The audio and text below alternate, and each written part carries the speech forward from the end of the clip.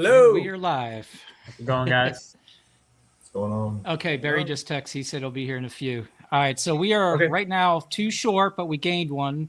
We got Steven with Leviathan. No wife today, huh? Courtney Scott not coming in? Hang on, you're still muted. Maybe I did it. Hang on. Nope, my bad. So she had an appointment to get her nails done, and apparently I was bad and didn't communicate that we were doing this live. So she took Ellie to go get her nails done, and then that allows me to do the live and not have to worry about Ellie running around and all that. Okay, awesome, cool. So Barry, he'll be in a few minutes, and Miguel, he's not going to be able to make it. If he does, he said it might be later on, and maybe just for a few minutes or whatever. So what's up, man? How you been, Steven? Good. I feel like both busy but also calming down, which is nice. It's like a good busy, not the hectic kind. I'm trying to get again, I wasn't very prepared for this. I'm trying to get a story up on Instagram so that we can be like, hey, everybody come over to the live. So if anybody's in the chat, go ahead and share it to the Instagram or your story or whatever. Oh, there you go. Cool.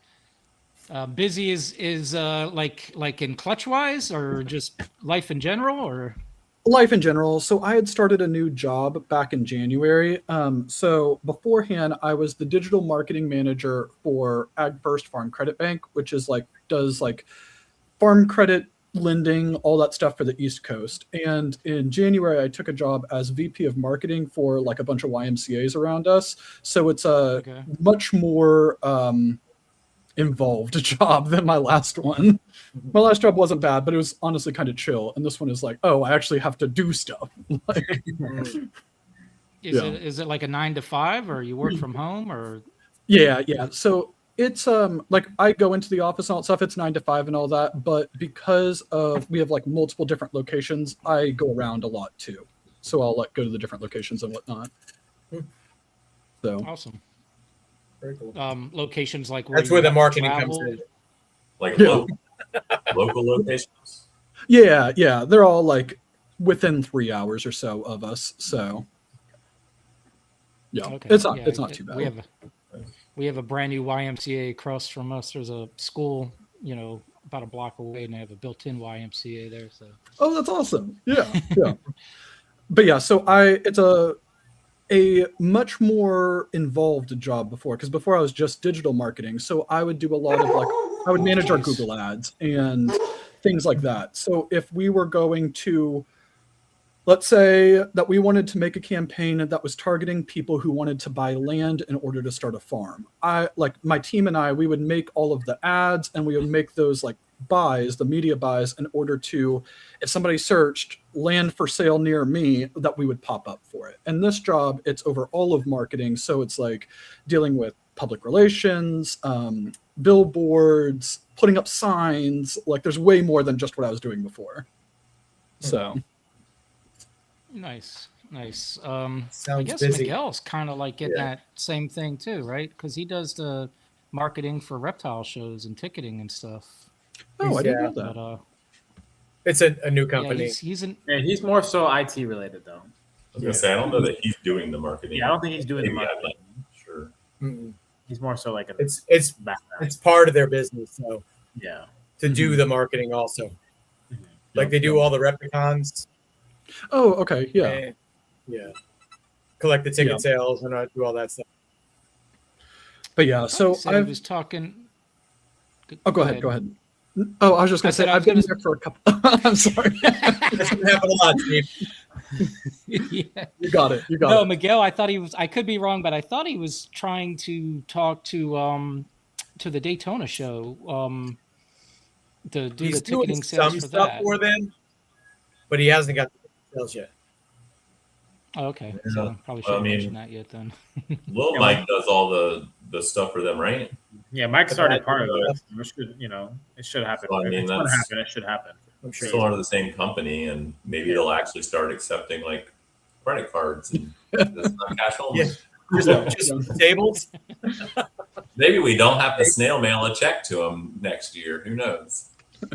Oh, look at it. Hey guys, I'm here. Clown hater. Welcome. How's your dad? Did you have that name on He's your fine. thing last show?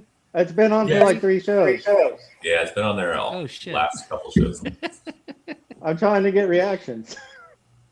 Well, you got mine. I just yeah. noticed it. Yeah, my dad's all right. I just had to try to clean off the area on his head where he bumped his head, the hair out of there, and just make sure he didn't need any attention or anything, real attention. So he So just you had to clean had the a real, blood off and make sure he didn't need stitches. basically, yeah. He had a real big bump on his head, but he's in there just being like, leave me alone, I'm fine, typical. Typical. Yeah. Like I did what I could. Yeah. So my dad's like 87, still drives. Won't yeah, give a shit. mine has COPD, so we had to take the car away last year because he could barely, walk across the room, but he didn't want to lose his privilege of driving, and it's like, hey, Yeah. at some point, but my mom didn't want to pay insurance anymore either. Yeah. There you go. Yeah. So I'm glad yeah, he's not driving. It's good for everyone else. Mm-hmm. So I hope that everybody else is doing well. I know Barry's not having the best day, but hopefully everybody else is having all the fun. Yeah, it's I went to the zoo Yeah, yesterday. it's been. Damn busy. Yeah. Yeah, how Dale, are how things, far did Dale? you get with moving your stuff over? The old rat building should hopefully be empty. I'm hoping this weekend. I've got to try to finish moving the rest of the stuff. So, I mean, that don't mean the new ones will be completely like done, but trying to get everything out of there this weekend. So it's getting How there. about the snake Snakes still got a long way to go. We still have to room? texture and then paint. Texture? Floor. My closet still has just screws sticking out of the Drywall and drywall. tape. Yeah, I mean, it's not a closet, so. Hey, it's a fancy closet. But it's getting there. So That's kind of one of those things you do at the beginning, and that's it. If you Yeah. put it off, it'll never get done. that's exactly right. Once you move it in, it stays pretty much how it stays. It's like It's permanent. That's it. Definitely. When we moved in, and this was like, I don't know, probably 8-ish years ago, we had painted the whole house and everything like on the inside. And there is a little teeny tiny strip in like one corner upstairs where we had the painter's tape on that we had realized after we did everything, like, oh, damn, that's actually the old color. Still like that 8 years Yep. later. Oh yeah. Never go back. Yeah. that's how it goes. I just painting the outside of my house, and when we first bought it, we've been here 20 years. It looked like a Barbie house. It was bright pink, and that's the first thing I had to do was paint it. So Well, pressure that's wash different. it and everything.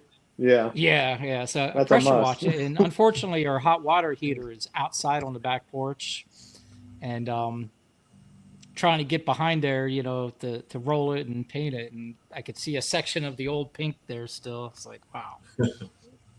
So, Whoops. Steven, on one of your posts the other day, Yeah. it What was about? talking about hobbyists losing their passion Oh, yeah. when it becomes a chore. I thought that was a really good topic to talk. Hell yeah. It Let's is do it. Just- when you Yeah. when you turn your passion into a job, into making money, it becomes a job, and then you lose passion. That's 100%. So I don't have any hot rods. Fixing cars for 20 years. I don't want to go home and fix a car. I don't think it's a money thing. I think it's people just get into it with the passion and they get overwhelmed. Yeah. They just buy so If you many. turn it into a job, Well, Yep. you can also it just will go turn in into a job. too quick. You go in too quick and you just get too much stuff and you're not ready for it, then I mean it becomes a job whether you're making money at it or not. It's just an Yeah, extra definitely. chore to do. For sure. I mean, I feel like everybody likes to make money, but I think that there is a huge portion of the people who get into the reptile breeding world who decide that they want to start breeding reptiles because they just love the animals. They're so excited about it, and they want to essentially find a way to support themselves financially doing something they love. But when they try to make that transition, that it is not uncommon for them to not like all of the work that it requires to market yourself, that they don't like the sales, they don't like all of the different customer service aspects, they don't like caring for thousands of rodents, because you have to do that if you're going to really scale to any level of size. And that eventually they might have made the transition because they love the snakes, but they realize that so much more of their time is spent doing stuff that they don't actually like, and it burns them out. And there's nothing wrong with that, but I do think that that is something that happens quite a bit. And again, nothing wrong with that, but I think that a lot of people get in thinking that it's the only thing that, or the main thing they have to do is the animals, and I think the snakes are the easiest part of it. Like, Yeah, Well, just kind of taking why it- I if you're was- trying to do it on a For large sure. scale, somebody jumping in on a large scale and they don't have, that skill to do what you just said, like as far as sales and marketing and stuff, they're going to find themselves overwhelmed. Now, if you have just maybe 10 animals or something, then you don't That's a lot need that as much. Oh, yeah. So, Yeah, cleaning and taking care of the snakes is the easy part. Everything else is the rest of it. yeah, because I mean, like, you guys all travel all over the country, like vending shows, and like we go to shows, but we don't vend nearly as much.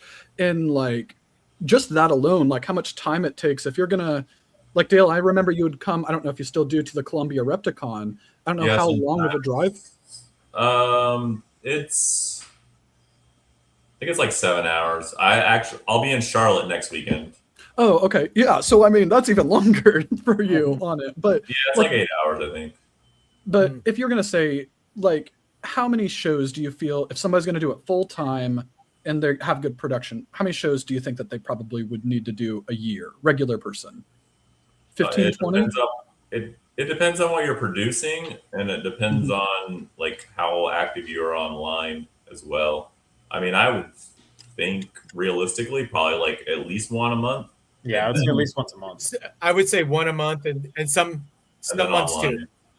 Yeah. Yeah, Yep. some months too. Some months, I mean, I've had 4 in 1 month. That sucks. That's, yeah. Like, Yeah. but yeah. Just Back depends to on back how- to back. I do 4.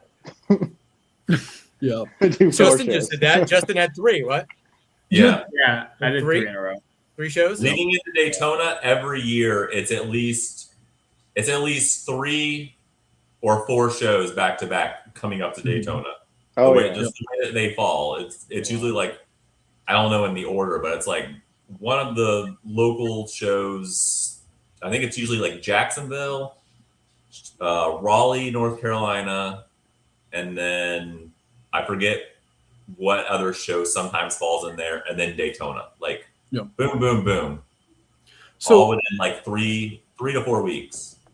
So let's say for regular 2-day show, doesn't really matter what it is, depending on how far away you're going to have Friday as a travel day. You're going to do Saturday and Sunday, and then you're going to have Monday trying to, like, even if you get back on Sunday, Monday is like your reset day. And that's like not, if you're like working a regular job, it's not like an 8-hour day. You're on the whole weekend. You're just working really like hard every single second of every single day. You have to be super social. And if you have to do that again 2, 3, 4 times a month, it's exhausting. And that's not including all of the other work, because all the other work doesn't stop either. And I think that Monday's really, crushing you. The other work piles up. yeah. So I think that on the hobbyist to business topic, again, I think that people get in where they love the animals. They're so passionate about the animals. But then when the reality of those kind of things set in, and then the husbandry starts slipping, they start getting overwhelmed, their families, like, you're always doing stuff with the snakes. I think all of those things can be that kind of recipe where it turns somebody who was so passionate at the hobby level into being completely burned out and hating the industry. Oh, that could easily affect Yep. somebody for sure. I agree sure. with that. Oh yeah. Especially like I Tinley couldn't starts on Wednesday. does. Where- Tinley does seem Where to. would I? Yeah. Where would Tinley, I? fit Tinley in starts there? on Wednesday for us. Wednesday, Thursday, Friday, Saturday, Sunday, Monday. Pretty much. Well, no, you got the preparation before. Get the displays ready, Yeah. clean the displays, label Yeah, them. I ain't talking about that. I mean, that takes a day in itself. Travel time. Yeah. I mean, there's, oh yeah. It just never ends. I mean, right, so- basically the week before the show is very busy, Mm-hmm. especially like a Tinley show or a Daytona show. The week is gone. and then you come back and you're just like everything's a disaster. The week after too. Where do you even start? Go. Yeah, that was a good show. You have a pile of tubs to clean. By the time you get back, it's the next, especially if it's way out of state. I mean, it's the next day, so then you spend that whole next day trying to get Journey is much better. He's got a window sitting in in the his toilet. It's a sliding back door to He's my sitting backyard. on the toilet right now, doing this podcast. Yeah, He doesn't have to leave. toilet paper.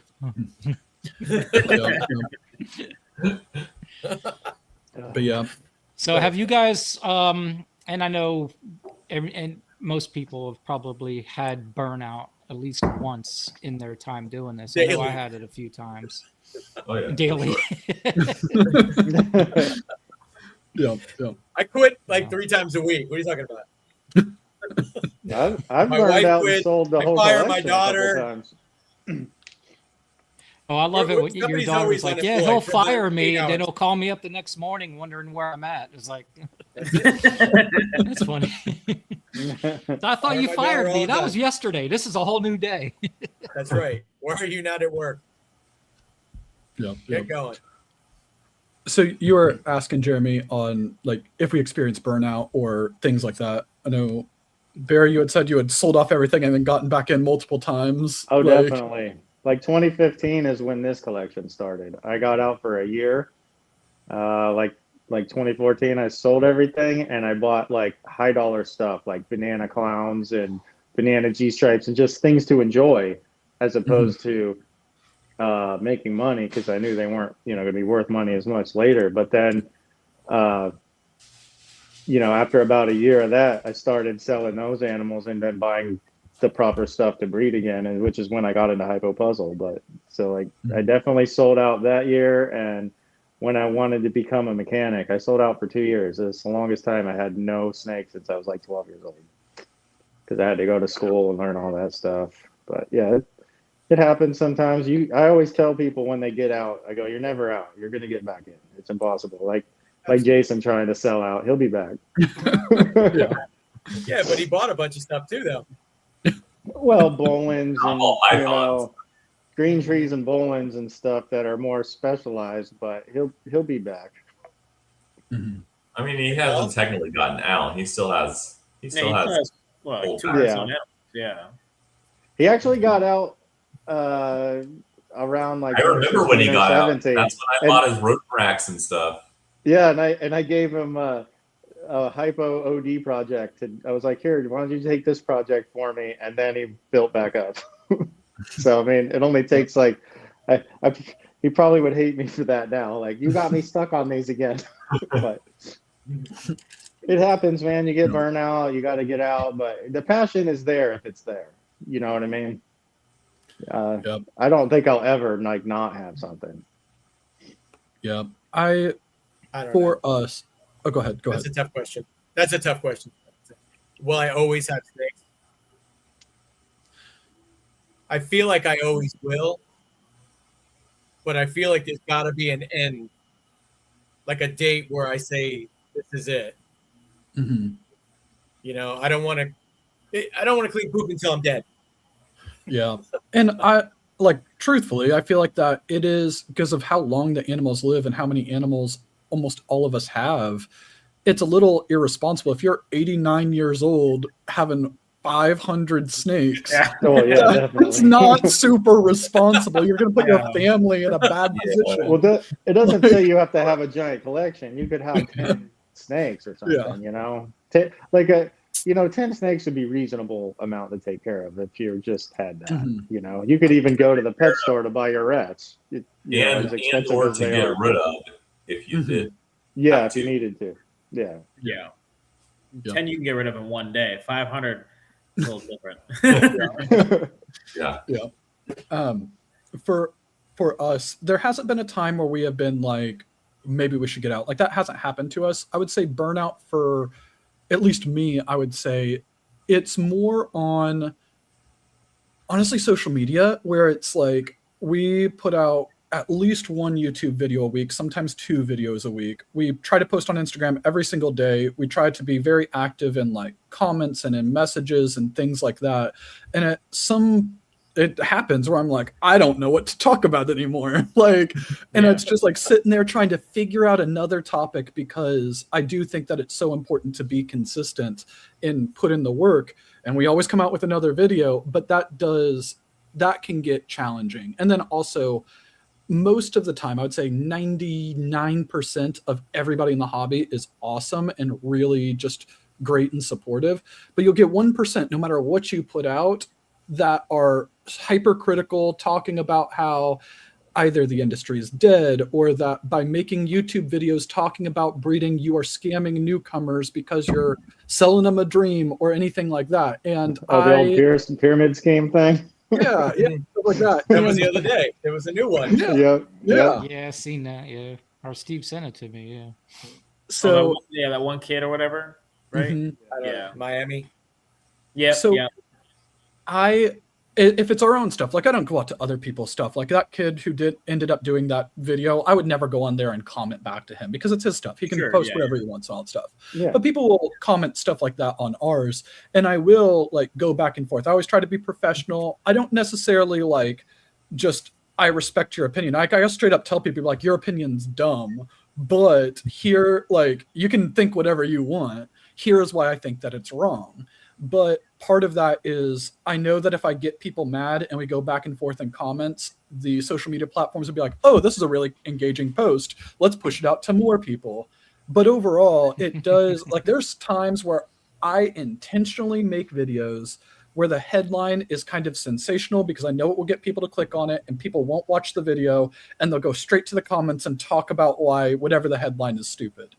And then I'll just like go back and forth, because I know that that's going to happen, but it does get exhausting. Where I'm like, oh my god, this is gonna happen today. Can you put that last comment back up there? Yep. What one was it? Hang on. Bury the lifer. Yeah. So speaking of you can never get out, right? I don't know when he pops this last comment up. Do you guys know who Chris Rice is? I do, because of you. He does some of the trap talk stuff too. He does a lot of chondros and emeralds. I grew up with this guy in high school having snakes, like middle school and high school. And we had every species you could have back then doing this stuff for a long time. And then he didn't have snakes for like 15 or so years. And I told his girlfriend, I go, you wait, he gets one and it'll blow up. And one of our friends gave him a chondro. And then it took like 2 years, and now his whole house is full of freaking chondros and emeralds. So you can never get away. Thanks, Chris. I am a lifer too. Well, I guess the burnout, like Barry, you said you got out, and couple other people get out and back in again. So I guess what I've experienced is not really that. I'm not really burnout. I just second guess myself, but it lasts for like maybe 2 days or something, then I'm all back in again. Or I'll listen to a specific video or see something online or something, and kind of gets me motivated again. I almost get it every year between selling your babies off and having new activity like eggs and ovulations and stuff. That period of time, those couple of months between all that, I get bored and I'm kind of like, oh man, I'm tired of these things. And then you start getting ovulations and stuff, and you're like, oh man, I can't wait to see what I'm going to make. Yeah, it starts right there. Yeah. So that little lull between seasons. What's that? We talk about these people that get out and then they come right back in. Yeah. How many people have we seen in the last 5 years that ran out the door that never came back? Well, because they got in for the wrong reason. Most of the people recently that have gotten out, like, they're gone. I don't think are coming back. But there was no passion. They got in at a different time for those same reasons, Well, that's exactly right. I mean, when we got in, we weren't looking to make money. We were just looking to. We liked the animals. I like making money, but I'm still just doing it to make the next new thing. You know what I mean? I'm still just Yeah. trying to make stuff I want. Like that doesn't We're exist. still If it literally That's the stopped point. making money, I think I would still have some snakes like I did back in the day. I would just Mhm. they would just be they might not be ball pythons, I don't know, but they would I be don't- set up in like a cool There'd definitely be a thing that I smaller could come scale. in and watch them, just like a fish tank or something. I always like to say over all the years since I was a kid that I've had reptiles, I'm not sure I ever profited a dime. If you really think about it, you know what I mean? There may be times that you made some money, but like how much have you wasted over the years too, feeding them and caring for them and all that? Like, I mean, 30 some years or how many, it's probably been ball pythons for the last 20 years, but before that I had all kinds of different species, lizards and boas, and all just a pet. Didn't breed any of it, Yeah. And but it's Shit, I like got that now. I'm not sure I've ever actually made money in the long run. That's funny. That is. I'm What sure are you you made doing? money. I'm sure What? you have to. 5 Yeah, species of lizards. I don't know, but it's not about just the money. It's creating new stuff. Yeah. It's art. If you don't have the passion to it's make the stuff. expressing an art. I mean, it's the Yeah, way if I you're know only how to do it. making it for the money, then it ain't gonna last very long. But No. If It's you're too just much chasing work. the There's dollar, you're gonna fall behind because you're just chasing what everyone's chasing. Yep. That's a big problem with today's industry kind of thing. Everybody's chasing everybody else. It's already been made. They already have the adults for it. Now they're like the babies to grow up to make the same thing. They're So 10 I steps mean- behind everybody else. Make your Yeah. own road. follow-up question to that, Yeah. and I apologize, Justin, because I know that you didn't get to the if you've been burnt out and how you kind of dealt with it. So you can tell me to shut up. No, you're good. People say a lot, like kind of don't chase other people and find different projects. If you were going to look at the market right now and you're going to say like, all right, here's a project that I don't think a whole lot of people are working, what are they? there's not a lot.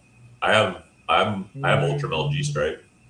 Yeah. I don't know. I've never heard of somebody being like, oh, that's the project that I'm stoked for. Like, I mean, if you Zebra. told somebody that now, they would go, "That project's dumb." Like if I said Hidden Gene Walmart's really cool, everyone's gonna say it's dumb. Well, Yeah, I but still what- think it's cool. what's That the Xanthic, I don't acid see that in ultramel the G right stripe spot. gonna look like? I think it'll look good. Probably look amazing. I mean, there's a lot of stuff. What does acid G stripe look like? I haven't even. They're pretty Are cool. they pretty I have busy some. or what? Oh, Travis made those Okay. years ago, right? You got one Me of and those. me and Travis made them together. We worked on that together. So we made You got the a first pastel one. I don't know. Travis brought me some stuff, and then we worked on that project together, and we made some, and then split the project up. I haven't talked to him recently, but they come out pretty cool. I mean, I have it's just a regular acid G stripe het clown female that's growing up right now, and it doesn't look like a G stripe. I don't know. It's hard to. I mean, if you This think is about great. it, there's still a lot of stuff to do with acid and confusion. I mean, You have a there's a picture, lot Dale? of stuff just sitting, waiting to be done. People just don't Dale, do if you it have a picture, because send it to everyone else Jeremy. isn't. I don't have a recent picture. I might have a baby picture somewhere. It might take me an That'll hour. probably be to find better. it. No, she looks- it looks We'll do it for the next one. Yeah. Yeah, Um, I'll have to look for it because it'll take me forever to find it. how Or I'll about the just two take one. I'll sunset just take a guys? You picture. guys putting G stripe in sunset at all? I actually don't even own a single G stripe. Sounds like it'd be neat. It might be difficult for me to do that. Yeah. We don't have any G stripe I'll loan either. you some. I have heard. I got some growing up, some triple head G stripe clown sunsets. So I'm Oh, kind of hell curious yeah. to see. Okay. That's I gonna tried be to a do it with brown- Puzzle, and Puzzle was a flop. I made the first brown one. animal. What's that? That's gonna be a What very did you brown say, animal. Dale? So Very brown. I have heard, I don't know who did it, and I don't want to like put it out there and all that stuff. I've heard that the sunset G stripe has been hit, and that it was like essentially a patternless snake, because it just wiped out everything. But I don't know how the sunset G stripe crown would look. Like, Heard because I that. feel What like was in it though? Was pastel in it maybe or something? I have And no maybe idea. I that's never why saw it pictures washed of it. out. It's rumor I've heard that it's been hit, and whoever hit it was like, "This isn't a good animal, and I'm not going to show it." But I don't know who hit it.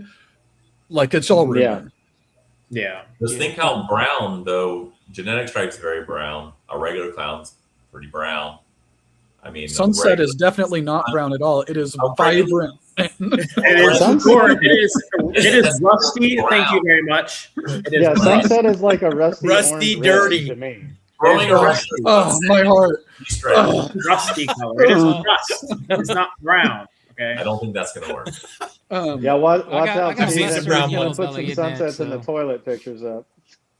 Oh, very, very. Oh my God. That's Jeremy. That's what Jeremy does. He loves to do it, but you know, it will come for him with his old his recessive acid he's got going on over there. Very, like, Hold on one second. completely off topic, real quick. Somebody in the chat, Morph Mart Reptiles, had earlier asked if anybody's going to the show tomorrow. I don't know what show they're talking about, but I don't know if you guys know who that is. And It's one of these Florida shows. We I'm know not who it doing is. I don't know what know show it anything is, about but I it. won't be there. What show is tomorrow? Mike, what show were you talking about, Mike? I don't know what that's show Mike. it is He's either. actually Gotta be. he's actually the guy that kind of showed me how to pop snakes, and you know, he was like, he had a pet shop here locally, and that's like where I first, one of the first people I met, kind of showed me the beginnings and stuff. I don't remember a Florida show being on the list. but yeah, on the like sunset topic, or sunset G-stripe, I hope that it's awesome, or I hope that the sunset G-stripe clown is awesome, because the more amazing combos, the better for the entire industry. Makes more potential, more people can do stuff. Again, I don't know. I've only heard rumors. I've never seen a picture of it, but I heard that it's been hit and that it was essentially patternless. Yeah, that's why I was asking what was in it, maybe because It makes you wonder Dale which said, one the would take genetic over. stripe You is know? pretty brown, but you add like pastel or something else to it, and it adds color to it. You know, so Yeah, but I don't think G stripes or sunsets bright enough to bring color to genetic stripe. I could be wrong, but yeah. I mean, I Like a already super got them. stripe. They're growing up. Probably breed them next year. See what happens. They're triple head to triple head, so Speaking I of, feel like I, work out. Yeah. And if it does work out, then it's like you're a genius. It's like, oh man, Yeah. like Yeah. you should have tried like hypo sunset genetic stripe. See, I think that could be, I definitely feel like Ultra and Hypo are a must for sunset. I agree. sure. Yep, I agree. So obviously I love the Sunset Project. I know Justin loves the Sunset Project, and I've liked it since we saw the very first cinnamon inchy sunsets that I saw that Cusco made. That's what made me be like, that's incredible. That is the coolest looking animal I've ever seen in my entire life. And when we finally were able to hit an ultramel sunset, it looks so much better than a regular sunset that I will not let Courtney take a picture with an ultramel sunset and a sunset right next to each other, because it makes the regular sunset look so bad. Like, it's that good. Like, the ultramel sunset is so good. Like, I can confess that I didn't really care for sunset I until I didn't saw either. the ultramel. I liked the hypo. Steve bought one. I liked the I did. I bought a sunset let's go. just to put. Well, I said just to put it in ultramel, Mhm. but I actually put it on a really nice zebra.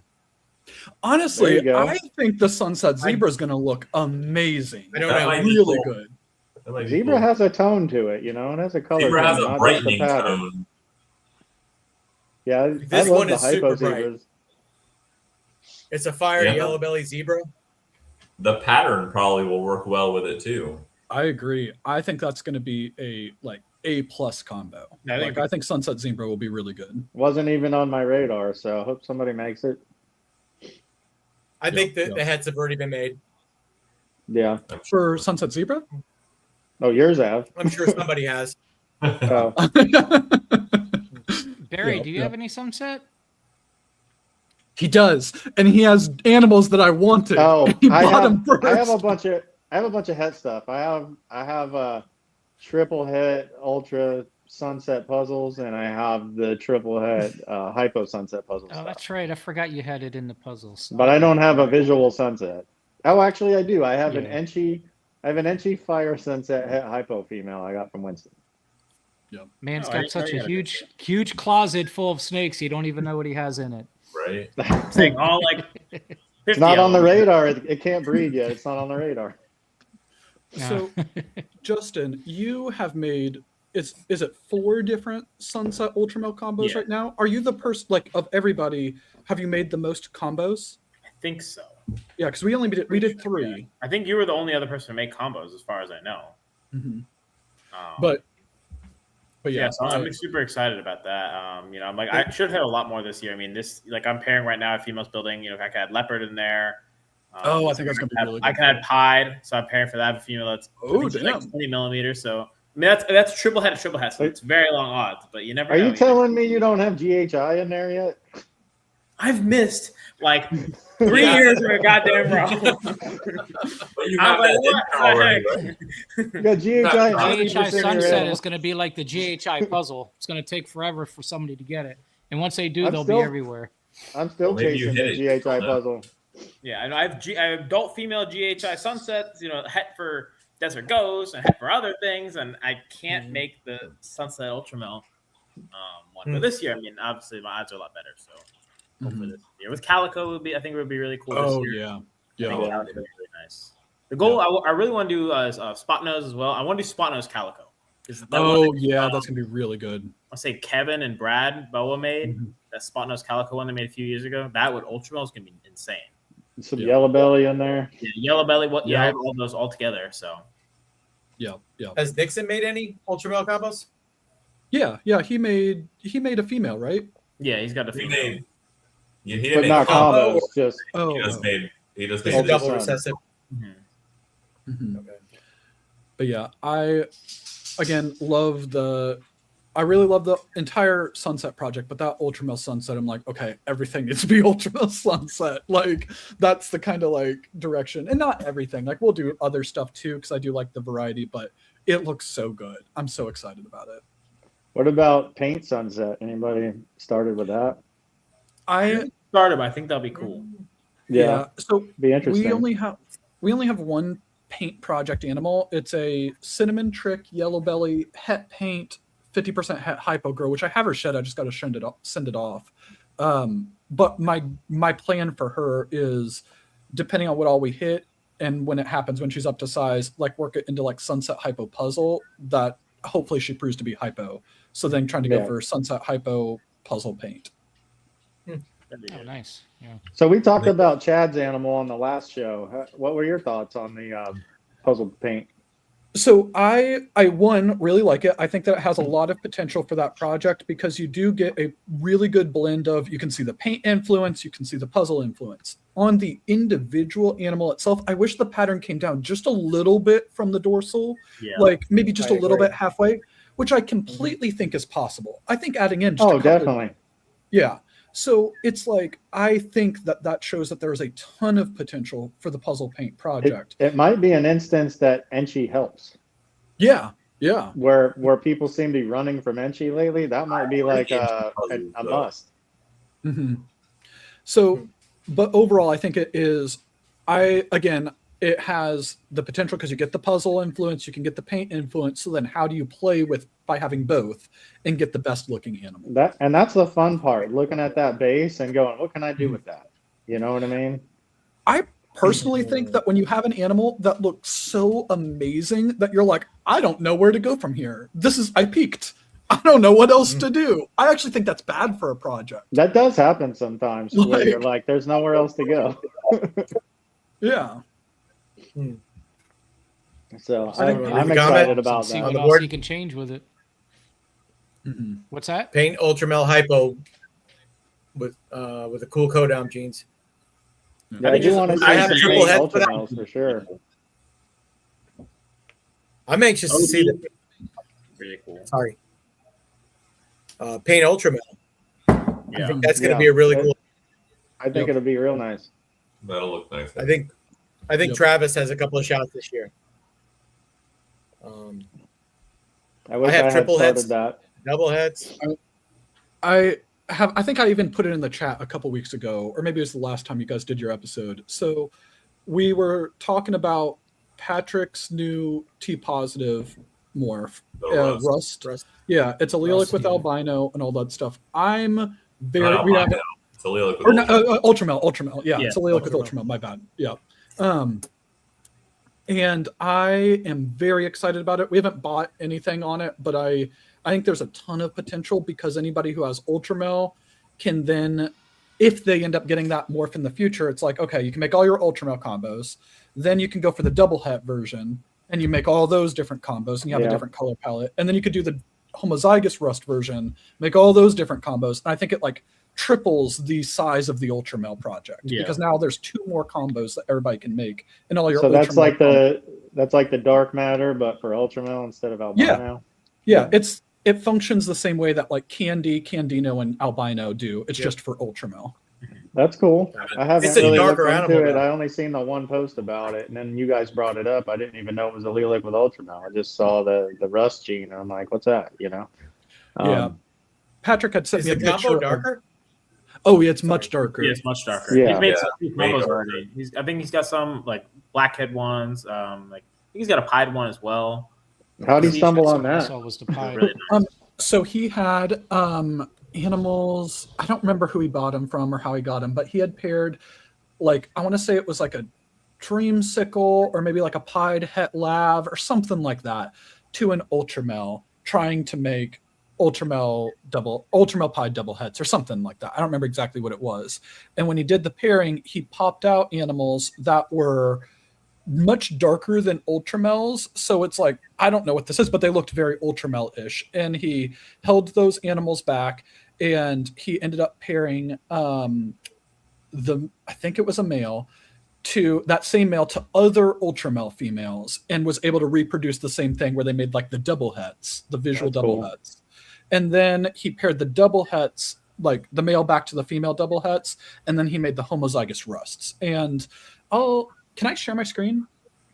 Sure, I think. Okay, Yeah, let me you know how. I don't know how you would do it on my Yeah, side. you know how. Yeah. let me see if I can find. You have to walk me through it if I need Yeah, to we're do something. super professional here, Steven. Okay, so I'll pull it up and then let me a second. All right, bring this over here. Okay. You know, it sounds like you worked it through too before you even started to market it. I wish more people would work some shit through before putting it out there. He's had it for a while. Yeah, I put it up on there. I think you just have to bring it in like another guest, my screen, whenever you're ready. Oh, okay. Shit, you got to show me how to do that. Yeah, okay. So this Oh, look at bottom that. one down here, this is a just single gene ultramel. All of Okay. these animals, he explained to me, have different hets in them, but they're all just the single gene version. Or you'll see Yeah. this. All right. So this is the ultramel. The middle is het ultramel and het rust. So it's an allelic combo, like a Krypton, like a Candino. Yeah. And I think it has a color palette very similar to Monarch. And then the top one is a single gene homozygous rust. I wonder if it works with Monarch. I don't know, but I feel like Monarch's not allelic with albino, right? It's No, it's it's not, not. it's not allelic with ultramel, so it shouldn't Oh, work. okay. With it. Okay. I wonder. There's 2 ultramels too. I would assume that they both would work together. There's an ultramel. There's A, two different ultramel B. lines, so if Yeah, both I would- lines I would work imagine they together, so then that should. I mean, if still both lines too, work as well. together, then it would have to work with the other one too. So And with Charlie, that's part of the way they were able to like identify it. They've already like identified that it is not ultramel A, it is not ultramel B. It's a like different genetic, like it's genetically Okay. different than all the others too. And they were able to identify it as well. So I like the between combo, the double het. I kind of like the itself super is- of its own. The rust. It's not crazy impressive, but the one between is cool. To How do me, they age? I don't know. I'm sure he has adults, but I don't know. He hasn't shown me pictures of it. To me, I think the double het version, it It's has really strong contrast. So I'm thinking of it from the sunset version. If you could make a double or a het ultramel het rust sunset, would you get the ultramel sunset colors with a much more defined pattern because it has better contrast? And I'm like, that could be really cool. And then if you go for the Rust Sunset, which is a terrible name, and I've been begging him to change it because of that. Yeah. But is that going to be a much more like saturated orange because it's so much darker? And I don't know, but those are all things that I'm excited for the project for. Again, we don't have any of it. Like, it's not like we can sell anything. We haven't bought anything. And Yeah. I think that go ahead. Has he sold any yet? I don't know. I don't think so, but I know he's talking I know about it. But I don't think somebody he's else actually got it done. too, though. Steven, Okay. did you see that? I- That somebody else actually hit that, and I can't remember what podcast they were on. It might have been on. I don't even know which one. It might have been on his podcast that he does with Chase. Mhm. But yeah, somebody else did hit it because they had that couple on as well. I know And I he don't know has if those said- animals they. Mhm. Can you bring No, that I last think- comment up? I think that was overseas. Or Which one of one? you guys Thomas? going Ultramel Monsoon Clown? That one. No, the one before it. All right. Well, real quick, I'll answer this one. I'm working Ultramel Monsoon, but not in the clown though. But I have I don't know Bongo Monsoon. and some other stuff in there. I think I'm like the only Hopefully this person that season. does not care for Monsoon Clown personally. I don't. It doesn't do enough for me. It's doesn't all do right. enough for I don't me have either. any Monsoon though, and I I don't have plan the on- Ultramel Monsoon, beautiful. Oh my god! I just Huh? saw another makes a gorgeous animal. I'm going for ultra Yeah, that's what I'm working. for hypo monsoons. That's what I want. Yeah, that stuff like Hypo Monsoon, Ultra Monsoon, like stuff that changes the color, I Yeah. think is perfect. Stuff that changes Yeah. the pattern, like clown, it doesn't do enough for me personally. I bred a monsoon to a 6-gene hypo, so I'm like, There you and go. there's some of the genes are crappy, like pin, but I'm like, are you even gonna know? Yeah. But it has like black pastel and yellow belly Oh. and Enchi and OD and a bunch of calico, a bunch of shit in there. So That's probably wanna the one see- gene you You're want to talking about? miss. Yeah. what? Pinstripe. Yeah. You're not That's gonna right. notice in a monsoon. it's just Uh, super monsoon. You got Yeah, leopard it's in like there that too. doesn't even matter. You won't know if you hit a monsoon or a pinstripe leopard.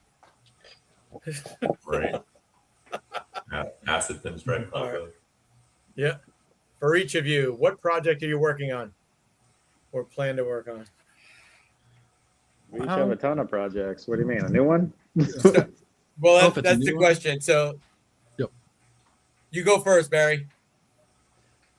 The one that you're most Oh, excited what about do What are you what am most I excited most right now? I mean, I sort of already made hypo paint, but I'm to further the hypo paint project. But things that I'm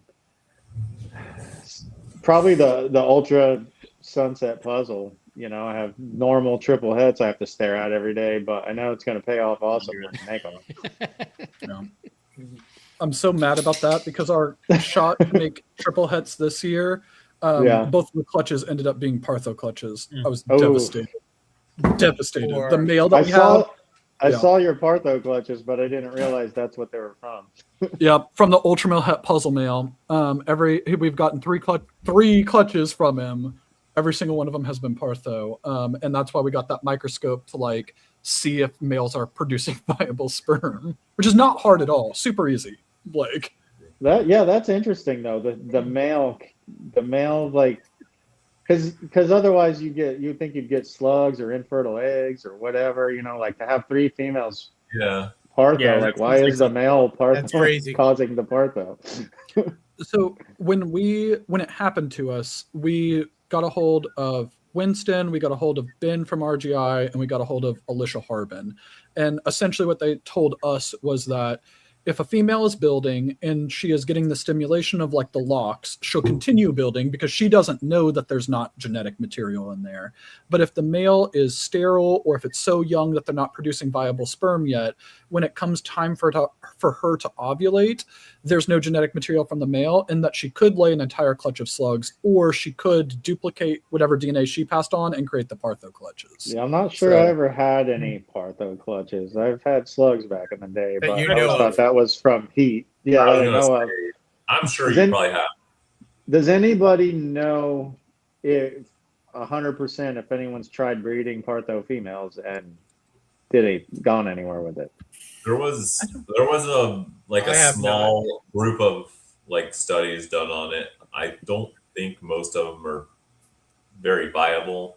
I want to say that there was a couple that did lay and they parthoed as well. No. I could be wrong. Oh, I've weird. heard That's that- weird. But they I've heard usually that a die after they female- lay. No. Yeah, that's what I was going to say. A No. female will die like right after she lays, or just won't No. get back on food or whatever, Parthoes? and then all the babies end up passing as well. No, Actually, I've had Mike several- Smith. I've had several has a partho partho. clutches. The female He's talking bounce back about the Yeah, partho females do female. fine. go on to be completely normal and lay a good clutch the next year.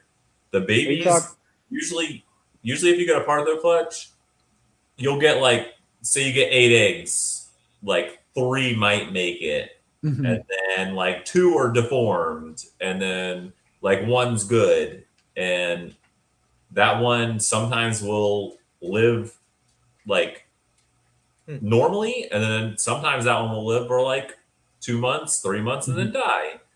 But From what I've heard about it, again, I'm not an expert, so anybody who's in the chat, or if any of you guys are like, no, shut up, you're stupid. I've heard that, so I think it's Patrick had said that ball pythons have 36 different chromosomes. So the mom passes 18, the dad gives 18. And that if it's partho, that the 18 from the mom are like duplicated. So it's essentially the inbreeding coefficient is 100%. It's the most inbred that an animal could be because all the genetic material is the same. And that because of the propensity for deformities and things like that from all of the genetic material being the same, that's what causes the failure to thrive, like either the deformities or they just die because maybe there's an internal deformity that when they get a big enough meal, it ruptures an organ or something like that. And that's what causes like partho babies to not do well. But if you could get a partho baby all the way up to like adulthood and they laid a clutch, unless there was a deformity that made them infertile, I feel like it's technically possible they could reproduce. And that would make sense from an evolutionary perspective. That's what I was going to say, because some species do that evolutionary anyways if there's no males around, you know. Yep. So like it seems like it's kind of like a survival instinct almost or something, you know. Yeah. But Joe's got they those all black of ours do. Maybe if it was His a black normal dragon's that parthoed. parthoed and not some 5G animal, you know what I mean? Yeah. that But could yeah. be- I think that's So- more common in lizards for partho. Yeah, know, didn't like Joe monitors and Kenny stuff. have partho? Joe Kenny One had of his one. black dragons. He had a, Yeah, Yep. and they did fine, right? yeah, they did real good. It's common with Yeah. them. It's not like a bad omen kind of thing, like with ball pythons. Mhm. yeah. Well, like, Most- Did like you I wanna said, go around maybe the if a room normal, here? maybe if a most normal partho animals do partho. not breed normally though. For the He did have Did a we male. want to with it, go he around just the room never here bred. with this question, or did Yeah. we all? What's Well, that? Barry that? did his. Oh, yeah. Oh yeah.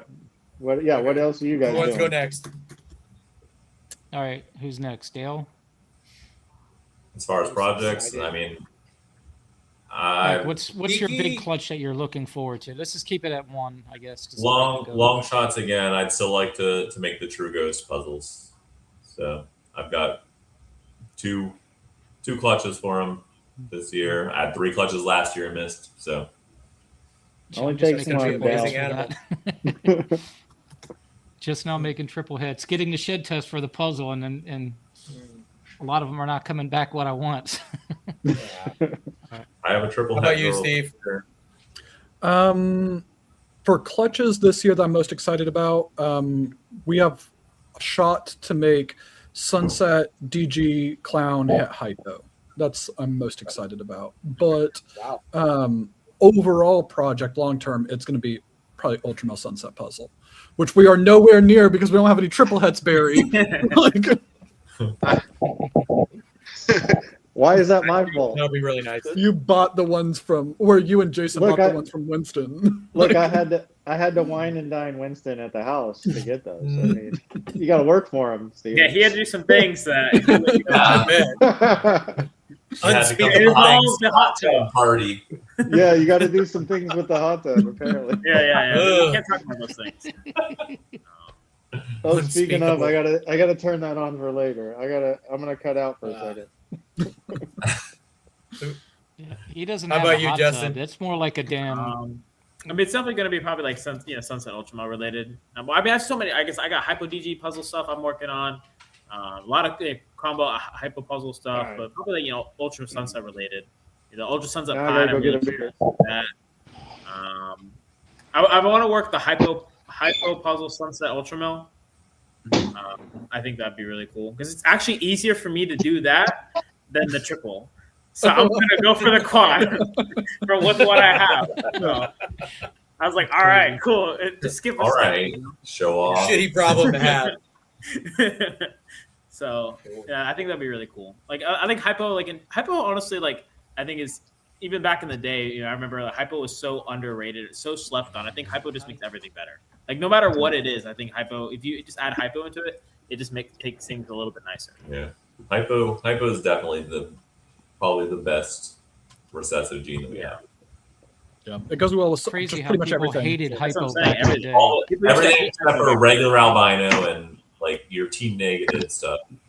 And it doesn't make those look worse. It doesn't make them look worse, Yeah. but it makes everything else look better. Yeah. We match, Barry.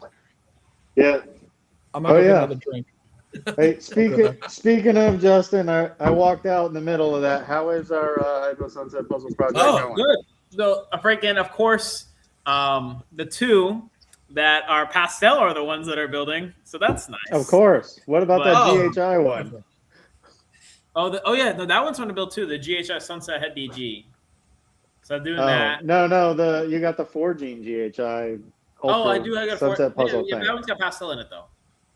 Okay, but she's building. Oh yeah, she's at like 50. Oh, like 50. I thought you meant just pastel. No. I have a pastel Enchi. I do have a GHI one without pastel.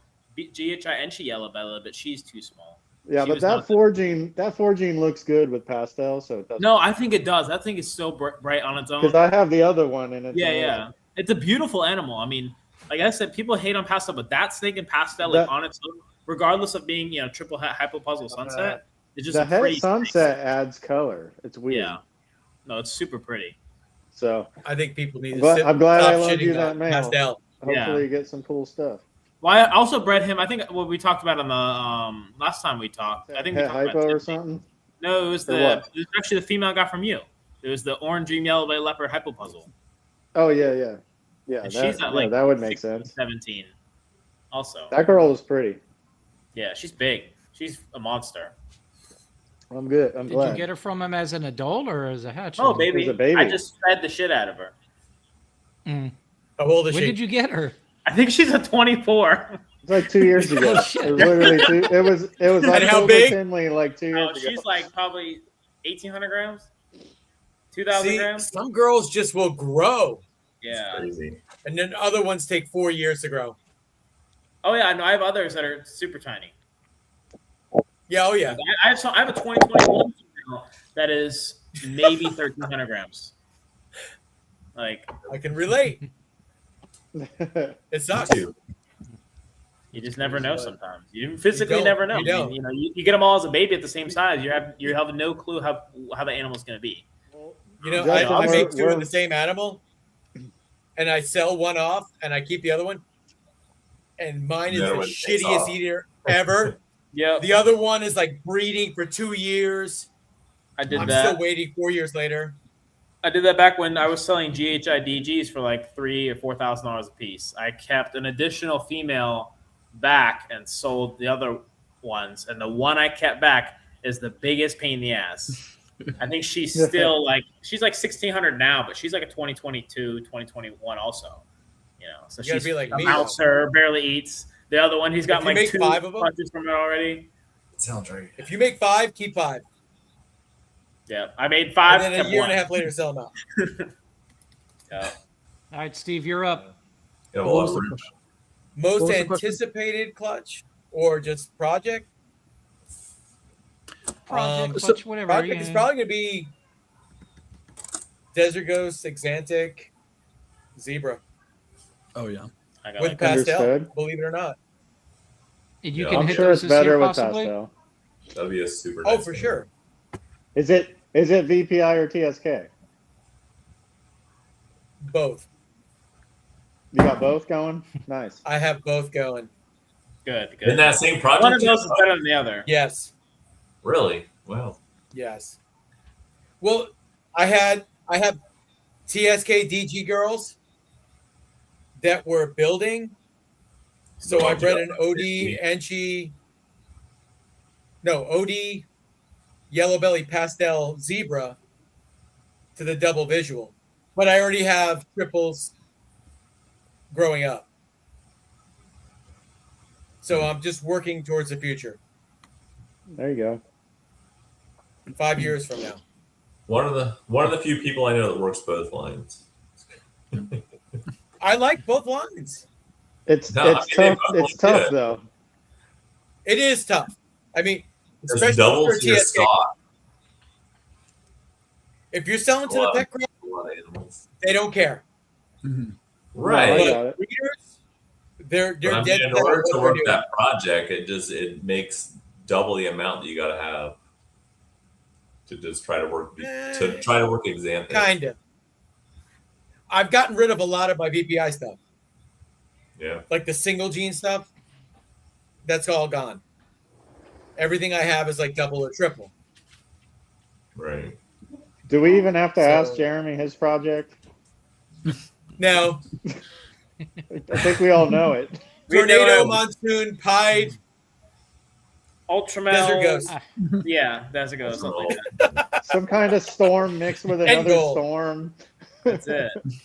The ghost storm. Actually, I'm one of the other projects is been working it for a few years now. It's clown pied, but I'm trying to make a Hayabusa super red stripe. I got a chance of that, and also the same with OD in another clutch. So You got Yeah. white lace too, right? You don't see a lot of Hayabusa stuff. Everyone kind I'm of growing. stops at I'm her. growing Bill, up the white yeah. lace now. He'll be breeding next year for me. So I Yeah, picked up you a can double also head, let us- white lace, yellow belly fire from Justin. And as far as the tornado, I seen Mike said something about that. Got 5 clutches 5 clutches going right now. The one girl I'm waiting for her to lay eggs probably in a couple weeks. First time mom, she's only 50% head tornado. She's blackhead Huffman Mojave double head hypo pied, and I put a tornado het desert ghost on it. So hopefully she proves out het tornado. That would be amazing. But worst case, everything will be 100% het. Get some codoms. I'm in gonna there go and grab a stuff, beer. and, Don't lie, you're Somebody looking read forward that to that comment. pastel tornado. what's Yeah, that? I said, don't lie, you're looking forward to that pastel tornado. Super pastel. I heard. That's what I heard. Oh yeah, super pastel. Yeah. It probably looked It more could be. wild. I bet it looks good. Yeah, I I mean, think- we all thought it was super pastel to begin with. You The thought it first was one. a super pastel pied or something, remember? I thought it was The a first super one. pastel with a lot of het pied influence. Yeah. Yeah. Yeah. And it reminded me of like because the original ones were pastel or super pastel or whatever they were, and it looked like the kind of super pastel acid type Yeah, it stuff. was just one Yeah, animal, I remember you think, saying right? that, yeah. What's that?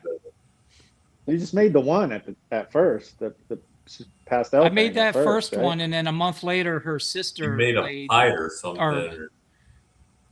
Well, he made some Um, weird pieds too. Yeah. Yeah. yeah, pieds. really weird pieds with some real deep orange coloring and stuff. But pastel pieds are so weird sometimes. It was like, Yeah, but Yeah, I mean- regular DG pieds were orange. They were crazy. Yeah, they're like Yeah. a pumpkin. Like I have a picture with it on a small pumpkin. It's the same color. So that Yeah. was kind of weird. But fun stuff. Pumpkin used to be a It'd yellow. be cool to belly see pie. what you do with that shit down the road. pumpkin pies. Yeah, Pumpkin I'm pies. looking forward to it. So, what's your thoughts on white lace? I like white lace. I think it's het lace and lace, and I think everybody should go for white lace and stop just making more lace crap. Everyone is not Okay. going the extra step to do what it's supposed to do. So we have a spot nose black pastel lace clown, like just lace, not white lace. It looks like Yeah. a GG clown combo. For like sure. it's like, and I know that lace when it's straight out of the egg damn near impossible to ID like consistently, but this one's probably 600 grams or so. It looked like, if you told me, if you held up the animal, I was like, this is a DG clown combo. I'd be like, yeah, it is. Of course it is. Like that bright. And that's just one copy of lace too. Like, Yeah. I was saying, like, I mean, I've What seen else it. was in it? Did you say it was black pastel? spot and what nose, else? spot nose, black pastel clown Oh, okay. lace. I've seen, adult version, white lace clowns, and next to a DG clown, it looks 10 times better. Truly, I think as an adult, a black, it keeps a lot of those blacks in there. Like, it's crazy looking. Well, I used to- lace just brightens stuff, but white does. lace changes the fucking pattern. Yeah. Yeah. White lace And changes the brightness. pattern, and it makes things Yeah. bright. And it helps, doesn't fade the blacks, where DG tends to do it as they get older through adulthood. It keeps That- a lot of blacks in there. I would love to see more white lace combos of anything. I think the white lace puzzle yeah. will be wild, for example. Oh, yeah. It probably will be. I had to buy a white lace to try to start that project because I don't trust all the laces out there because I don't think they're all visually identifiable. And there's Yep, been I a lot agree. of But issues yeah, with that. I will shed test unless it's from a white lace. I Yeah. will shed test every lace. Yep. No Same. matter how certain I am, I can be Bill's working on 99%. the white lace puzzle. Absolutely. It's not worth. It's Lace not is worth a tricky one. Yeah. No, it is. I've been fooled many times. A lot of Even if people you buy a have white that. lace, though, you should test that because there was some people selling white laces that weren't supers. Yeah. So You're probably right. I bought it from CV Exotics though, and I can tell by the pattern change. But you're right; it's possible. It's just a really nice lace. I should probably test it to be sure, but I haven't tested anything. Is he the founder? I think so. CV of Exotics lace? is, yeah, and unfortunately hasn't Okay. done anything much with it over the years. I mean, that guy, if he would go to shows and like buy some new genetics and mix them, but they're like a pet store. I had to go. I bought it through Morph Market, but I had to go to their website and purchase it through their stupid website. So it made it way more difficult to just buy their animal. I was like, these guys don't even That's care to. So like, they could be making a lot of money off of it if they actually tried. But they're just like a pet store that lucked into a morph. It's crazy. Do you guys, Like the as bells. Kevin's comment, Yeah. he is asking, do you think that white lace is a DG slayer in the long run? Like everybody's going to want to do white lace instead of DG. Oh, I don't think so. I think that DG, No. you can do I both. think they're just separate. yeah. I was gonna say you're just gonna mix them They're and separate. make a double clean animal. yeah, but Justin, I think, did that, and it was too washed out. I think. Yeah, we put Mm. together. They look great. I don't think it's. Yeah, I think a white lace DG it's too much. You go one way or the other. I think. Yeah. And, I mean, DG, Has anybody I think- made a white lace Exantic? I don't think so. That'd Not be that I've awesome. I'm sure That would be really that'd be cool. great. Mhm. Yeah, I was going to ask about white lace hypo. If anybody did that. both of them are Um, probably good animals. I know there's been plenty of lace hypo stuff. I haven't seen a white lace. hypo. yeah. I think Um, Corey borrowed a lace hypo from Brandon or something to breed stuff. It might have been white lace, but I don't think so. I think it was just lace hypo. So I haven't seen one personally I think either, I but told him it's that right one now. of the things I want to do. Yeah, like I think white lace has a ton of potential. I don't think that DG also has a ton of like sure. viability in the market. And I think one, and this is silly because they're all just names that we put on stuff. I think one benefit that DG has over white lace is that if you have a hypo DG clown exanthic, it's a quad recessive, but if you have a white lace hypo clown exanthic, technically it's only a triple. That's a dumb thing, but I do think Well, that people care about that. Like, I'm pretty If you- sure if you that ask Barry, people he'll are say different. considering. Yeah, I think people are considering supers to be like a Recessive. recessive, anyways. 'Cause, But I mean, it is That way. basically. but if it you is. It works ask, the same way. look, paint used to be codom, and people For thought sure. they could pick them out, and people still think the they can Sentinel pick them paint out. I can't tell, so someone just changed it. Somebody just has to start calling them the het white lace and white lace. But to be honest with you, if there's that many people mixing it up by identifying it, it should be a damn recessive because Yeah. so many people got screwed on fake laces in the last 4 Yep. or 5 years. Yeah. So- yeah. Agree with that. I mean, and I know people want to fight it, but pastel is obvious. Lace you want Oh, to yeah. say is obvious, but some people are telling me that the brightest ones they thought were lace weren't lace when they tested them and stuff. So I mean, I agree with you. I'm guilty of that. I Yeah, sold a and lace in that was not lace. yeah, I mean, and there's After I some, saw it, though, I told them, shed test it, please. And they're good friends of mine. They had a shed test. It came back negative. Yeah, and I make a lot Which of het pied stuff that's super obvious, but it's still het pied. It's not a morph, you know. After So that it's like- season, I tested everything. Yep, you're not the only one though. I Tons never of wanted to people. be there. I don't want to be that guy. Nope. If you buy a lace for me, I want to make sure it's lace. Exactly. That's why. That's why where I I got a think the white lace. borderline is the subtle genes and the non-subtle genes. Yeah. Do you So think who the same would- thing? Oh, go ahead. Go ahead. Oh, I was going to say, was Will that said that in the last thing? He goes, Corey Woods would be proud of you because of the het red and the red xanthic, because it's technically the het red xanthic, Oh, yeah. but it is kind of visual. You know what I mean? But like, Mhm. I mean, in the long run, a pied is the same as a super pastel. You could Just go into the one same het's thing more with visual. yellow complex, though. I mean, a lot of that stuff's not easy to tell. So I really like lace, and I think in certain combos, it once it ages, it's so like easily apparent where it's like, oh yeah, that's obviously not a like. Here, I'll show you the animal. I pulled up a picture of it. Share screen. Now, if you were breeding hypo puzzles, Steven, you would start going, I got all kind of genes in these because you make 3 or 4 different phenotypes. because And maybe they are something, but Yep. so which one's that? The black pastel one? Yeah, so this one, I feel like it's pretty obvious that's not just a black pastel spot nose clown, and it's shed tested as a lace and all that Yeah. stuff. So this is where it's like it's very, Very obvious nice. that even one copy of lace affects the And it's phenotype. 600 grams. Yeah, yeah, yeah, 100%. So it's aged. I mean, But even I- hypo DG is hard to tell out of the egg. hmm But yeah, it is. I agree with you. I think that again, it's all just labels that we put on it. And if you have something, if you have a pile of 100 animals or 100 normals, and in that 100 there's randomly 10 of whatever morph, if you can't consistently pick out those 10, it's not an incomplete dominant morph, in my opinion. Dude, back when I worked at I an can agree with importer that. 20-something years ago, I'd look through thousands of baby ball pythons, and if I ran by the way people pick out morphs these days, I would think that 100 of them were morphs out of 1,000. Mhm. But it's just there's They a might have lot of been. incubation variation. Some of them could have been morphs. I don't know, but you don't see normals today that people make as byproducts don't look like the normals that were imported. No. I mean, it's so there's such a difference. It's crazy. Were they all normal back then? Did you ever see What do any you color mean? mutation? I never seen anything imported as a mutation. I'm sure I saw yellow bellies and black pastels or bullshit come through, Okay. but we didn't really know back then because codon wasn't even a thing back then.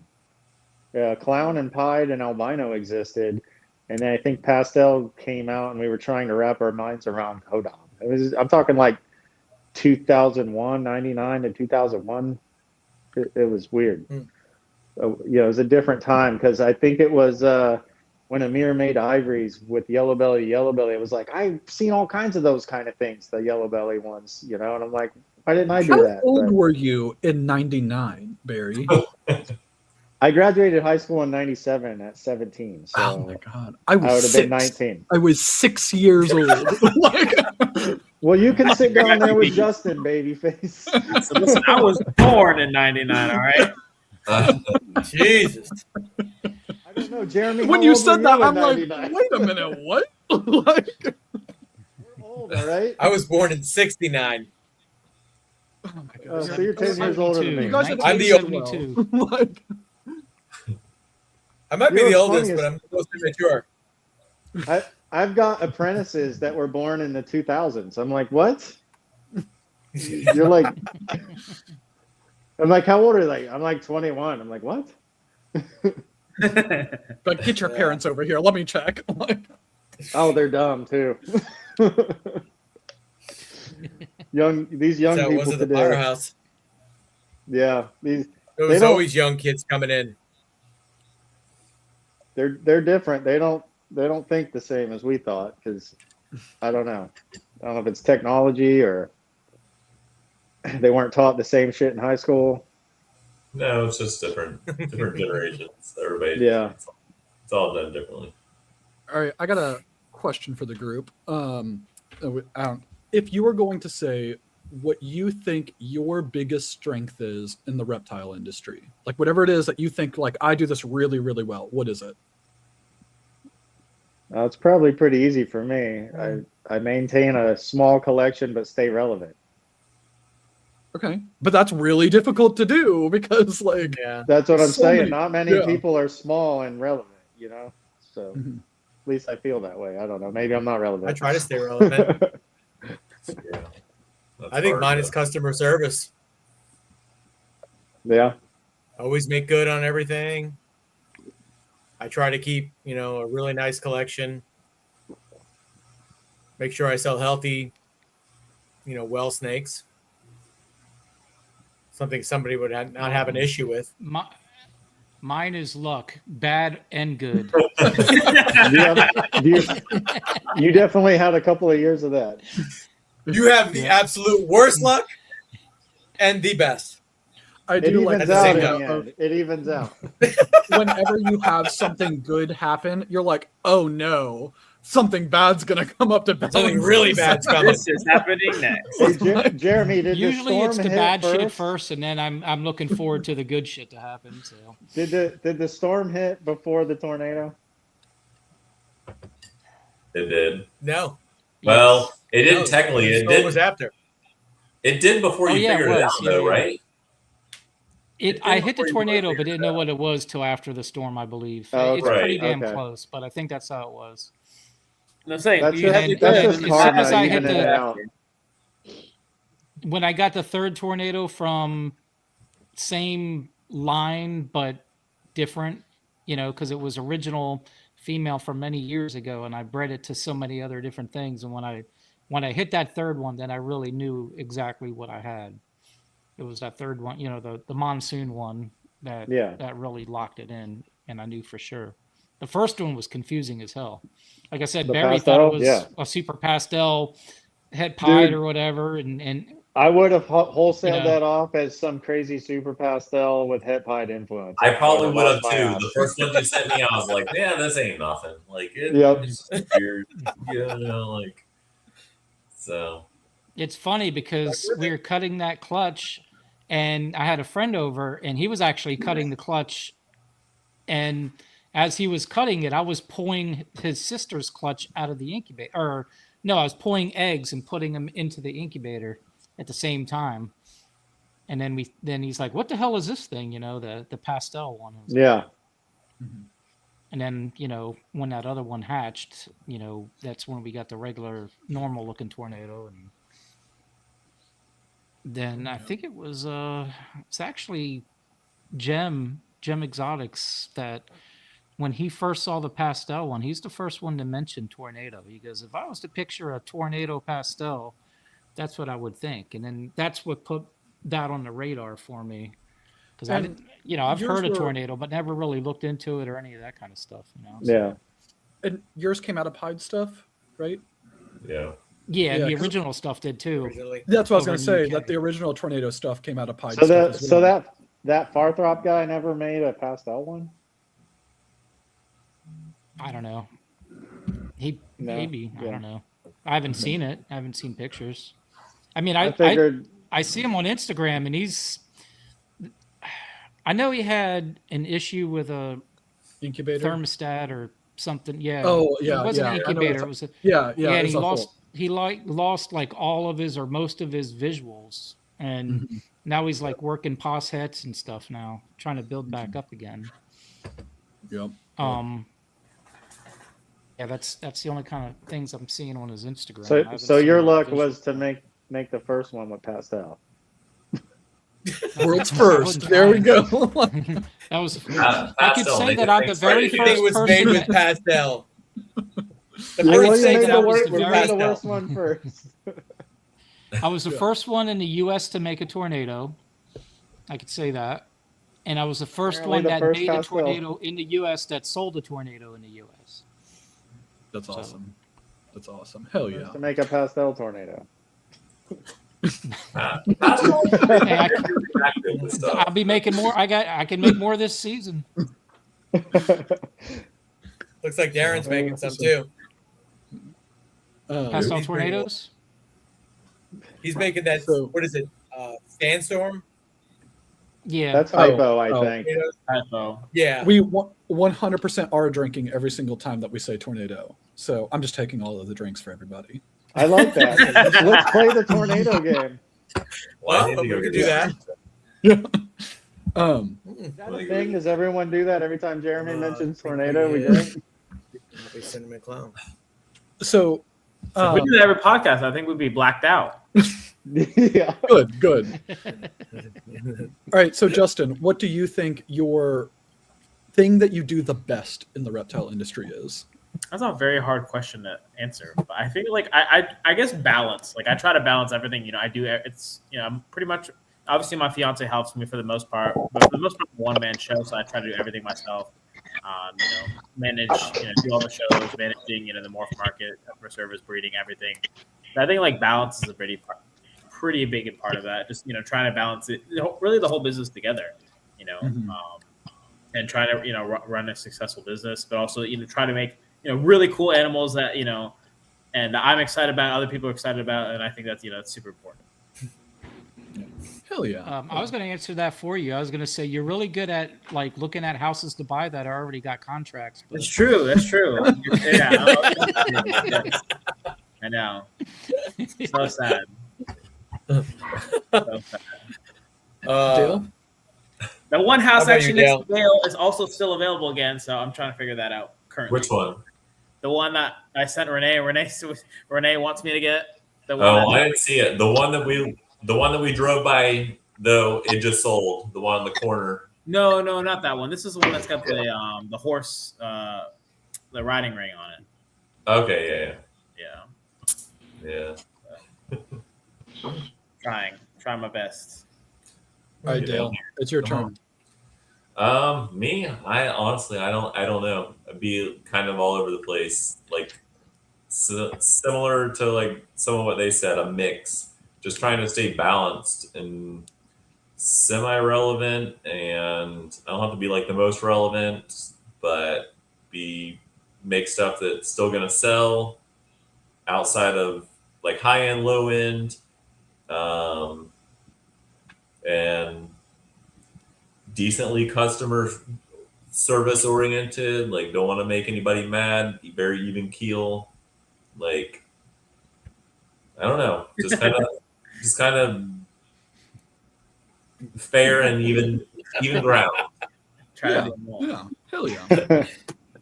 Justin's doing 100 shows a year. 100, Apparently. yeah. Hell yeah. At least 101 for sure. Definitely not Lord. doing 100 shows a year though. Yeah. For us, I feel like our biggest strength is marketing. Marketing, I think for that, sure. yeah. Yeah. I think that For sure, if it wasn't, if it wasn't for the marketing, I don't think that we would be like we'd like have some animals and be like, oh yeah, they make some kind of cool stuff every now and then, but it's the marketing. Like, Yeah. Yeah, my marketing has Marketing's been a terrible huge thing. lately. I have not been on social media in probably like 3 months. so you're Yeah. saying you haven't been watching our videos, Dale? My heart is Literally, I haven't been on Instagram or Facebook in like 3 months. Like, in YouTube, I've literally only watched like, I don't know, like farming videos, plant videos, like just growing stuff. I've just been moving rats, building rebuilding racks, moving stuff, and just like, I don't know. You want to call that burnout thing? I just haven't really. I've been like taking care of the animals, and I've been selling the animals. I've been doing shows, but I haven't really been focused on like the marketing portion of the animals. Like, I haven't Steven, posted- he's at his house zoned out. He's got the nicest yard. He doesn't have to leave his property. This guy's just phasing out and just hanging out at his property. I don't blame you Got in a- the slightest. Got a lake on his house. His Hell big yeah. ass facility, detached. I Maybe, do yeah. watch I try to watch and try to keep up with all the different reptile podcasts, like you guys, just any of the other ones that are out there. But realistically, the YouTube that I watch that I'm most interested in right now is probably like cinematography, videography stuff, and then watch stuff. Like I've gotten in the last couple of years, like pretty into watches, which is stupid. It's a money hole. Like it's even dumber than ball pythons. Like, but you can't There's put an two ass for every watches. seat, Steven. Yeah, If you like it, Mhm. somebody else likes it. yeah, no. I don't understand Nikes on the wall, but people do that. No. Yeah. The thing with the There's my watches thing right is it's there. so dumb. Omega hell collection. yeah. Legos? What is that? Like, No, Oh, they're Legos? vintage Star, Star Wars. Wars? No, they're not Oh, Legos. yeah. They're Star Wars? Yeah. Where's the bikes? yeah. They're in the So- snake house, snake building. the watch part of the watch hobby, I guess, that I got into Yeah. is like vintage stuff. So I like tying watch purchases to like some kind of achievement. So like this one is, I don't know if you can see it or not, but it is an Omega. It's a 1999 Omega Speedmaster, which I don't know if anybody's into watches, but there's lots of reasons why I like the watch. But I have that. I have a 1966 Rolex Oyster Perpetual. Like I don't know. I really like the old stuff. Like trying to Yeah. find things that are Yeah, pocket watches too, or just wrist watches? Just wrist Do you go watches. way back? Yeah. Oh, okay. yeah. I mean, So what's I'd be the down. oldest. The 1966 Rolex. So Oh, okay. Yeah, but But that no, stuff's always It's going to pretty be penny, worth huh? money. You know what I mean? you Absolutely. know, I mean, it's a market like any other market, but that market, you can put those in the closet and you don't have to feed them and take care of them and raise them and breed them. It's just going to sit Yeah. there and eventually it'll be worth more money again. that's true. But you can't put two watches into a drawer and make more watches. No, Like 6 watches. I collect Snap-on You kidding? tools, Like, basically. is there any more in there yet? So God, I yeah, I do remember- prefer. Steve, you're my age, Steve Cassini. I'll call you Steven, and Steve is Steve. Yeah, we can't even do Remember Steve the- C because we're the same. Like, Remember Swatch watches, Steve? Because you're I had my those. age. Yeah, where you had I remember you would change the to different commercials. band colors and Yeah. all that stuff. We had shark watches. I had a Shark, but I never bought a Swatch. 80s but was I my remember the era. commercials. Yeah. I was born in the 80s. you guys are. I was in old. my teens. Look, Dale's over 40 now, so he's now in the old club. I'm 4D. I'm not over 40. No, you're over the hill, No, buddy. you are over 40. You're on the way down. When was your 40. birthday? If it's December. one day past your board, Yeah. You're past your months birthday, over you're 40. over 40. How old are you, Steven? I'm 33. So you're older than Justin. I got a daughter your age. He's still the baby. I think it's hard to get me beat. I feel eventually soon, but for the most I'll part, never Well, beat hey- you. no. Justin, I hope you see some young snot-nosed kid who's got better shit than you one day, so you can be like this fucking kid, because that's how we all felt. He don't know shit. Yeah. But he's been doing this. How old were you when you started? 8 years old, Justin? Forever. I was like 6 or 7. Six or Yeah. seven. As I'm saying, I've Okay, grown you've been- up doing this my whole entire life. So I guess like to bring it full back to the original topic is like that's one reason I didn't have anything to say really with the whole burnt out thing. Like this is what I've done my whole life. I'm young enough where like I have so much other things I want to do. Like there's so many goals I want to have, so many things I want to make, so much stuff I want to accomplish. Like I'm nowhere near stopping. So like for me, I like feel like I'm the I same look at way it different. too. I've never considered stopping though, but you've never just felt like oh yeah, no, every time I'm seeing stuff I'd rather go do shit. Like, oh, absolutely. so yeah, I've never ever considered like, oh, I'm just gonna sell, get out. I'm like, but there's been time periods where I was just like, Oh yeah, I definitely don't want to drink food today. Yeah. There's definitely a lot. If I was 40, look at I that could see bowl for maybe a couple weeks, and it's like you just don't really care that much. You take care However, of it, and you just kind of to be fair, I don't breed rodents, so Yeah. so that's That's where a- if that's I come was into to play. change my perspective a little Factor bit. there. Yeah, how much is that, Technically, I Bill? don't breed rodents either. That's true. We My do wife breed and my daughter rodents. breed rodents. Yep. We do breed rodents, just and feed we my have snakes. finally gotten back to self-sufficiency, which I'm excited about. But unfortunately, I do have to drop off here. Actually, give me 2 seconds. I'll see if I have to. We have another Zoom call that we have to do, and I can sit on here and I can talk to you guys until they jump on, and then I can be like, all right, I got to go. Like, All right. So- Yeah, I not only breed the rodents for myself, I also sell them. So Yeah. I'm kind of They there pay your myself. mortgage, or they used to. yep. they don't pay the mortgage anymore. How big is your collection, Steven? So I actually was just looking at these numbers today. Somebody at work was asking about how many snakes we had. So we have 100 breeder female. We have a little bit more than that in like grow outs and all that stuff, but we have 100 spaces for 100 females, and we have them all filled up. We have 20 breeder males, which we need more space for that. And then we have, I don't know, 20 animals left for sale right now. So about 150 or so Wow. is what we have. I wish. Yeah. That's pretty good though for having 100 breeder females to have that small numbers of everything else. So Yeah, you're a little bigger than me. I mean, what are you at, Barry? I probably have about 75 breeder females. Oh, I'm okay, raising, okay. I'm raising up a decent amount of stuff, which means I have to make cuts because Yeah. I don't have room to expand. When do you send that female over? I know. I just have to get off my butt and drive her over. For us, I should honestly probably the just ship biggest. her. I think the biggest benefit for us, or the biggest help for us when it comes to like sales and all that stuff, is like the Patreon. So we do, like with the YouTube channel and all that stuff, we do the Patreon where people, whatever they pay, they can use for like credit for a purchase. But a lot of like what ends up happening is that people who have credit with us, whenever they're going to buy a snake, if they think that we might have that animal, they will always reach out to us and they'll be like, hey, I have credit with you guys. I'm looking for this. Do you guys have anything? And it kind of lets us be the first stop. So that's lets us sell a lot of the animals. So That's nice. That's really useful. Does that Patreon keep you busy? We do one. It's not too bad. We do. So that's actually what the other call is it's a like one-on-one that somebody had booked with us for the Patreon and all that. But I'm just waiting for them to jump on. So they haven't jumped on yet.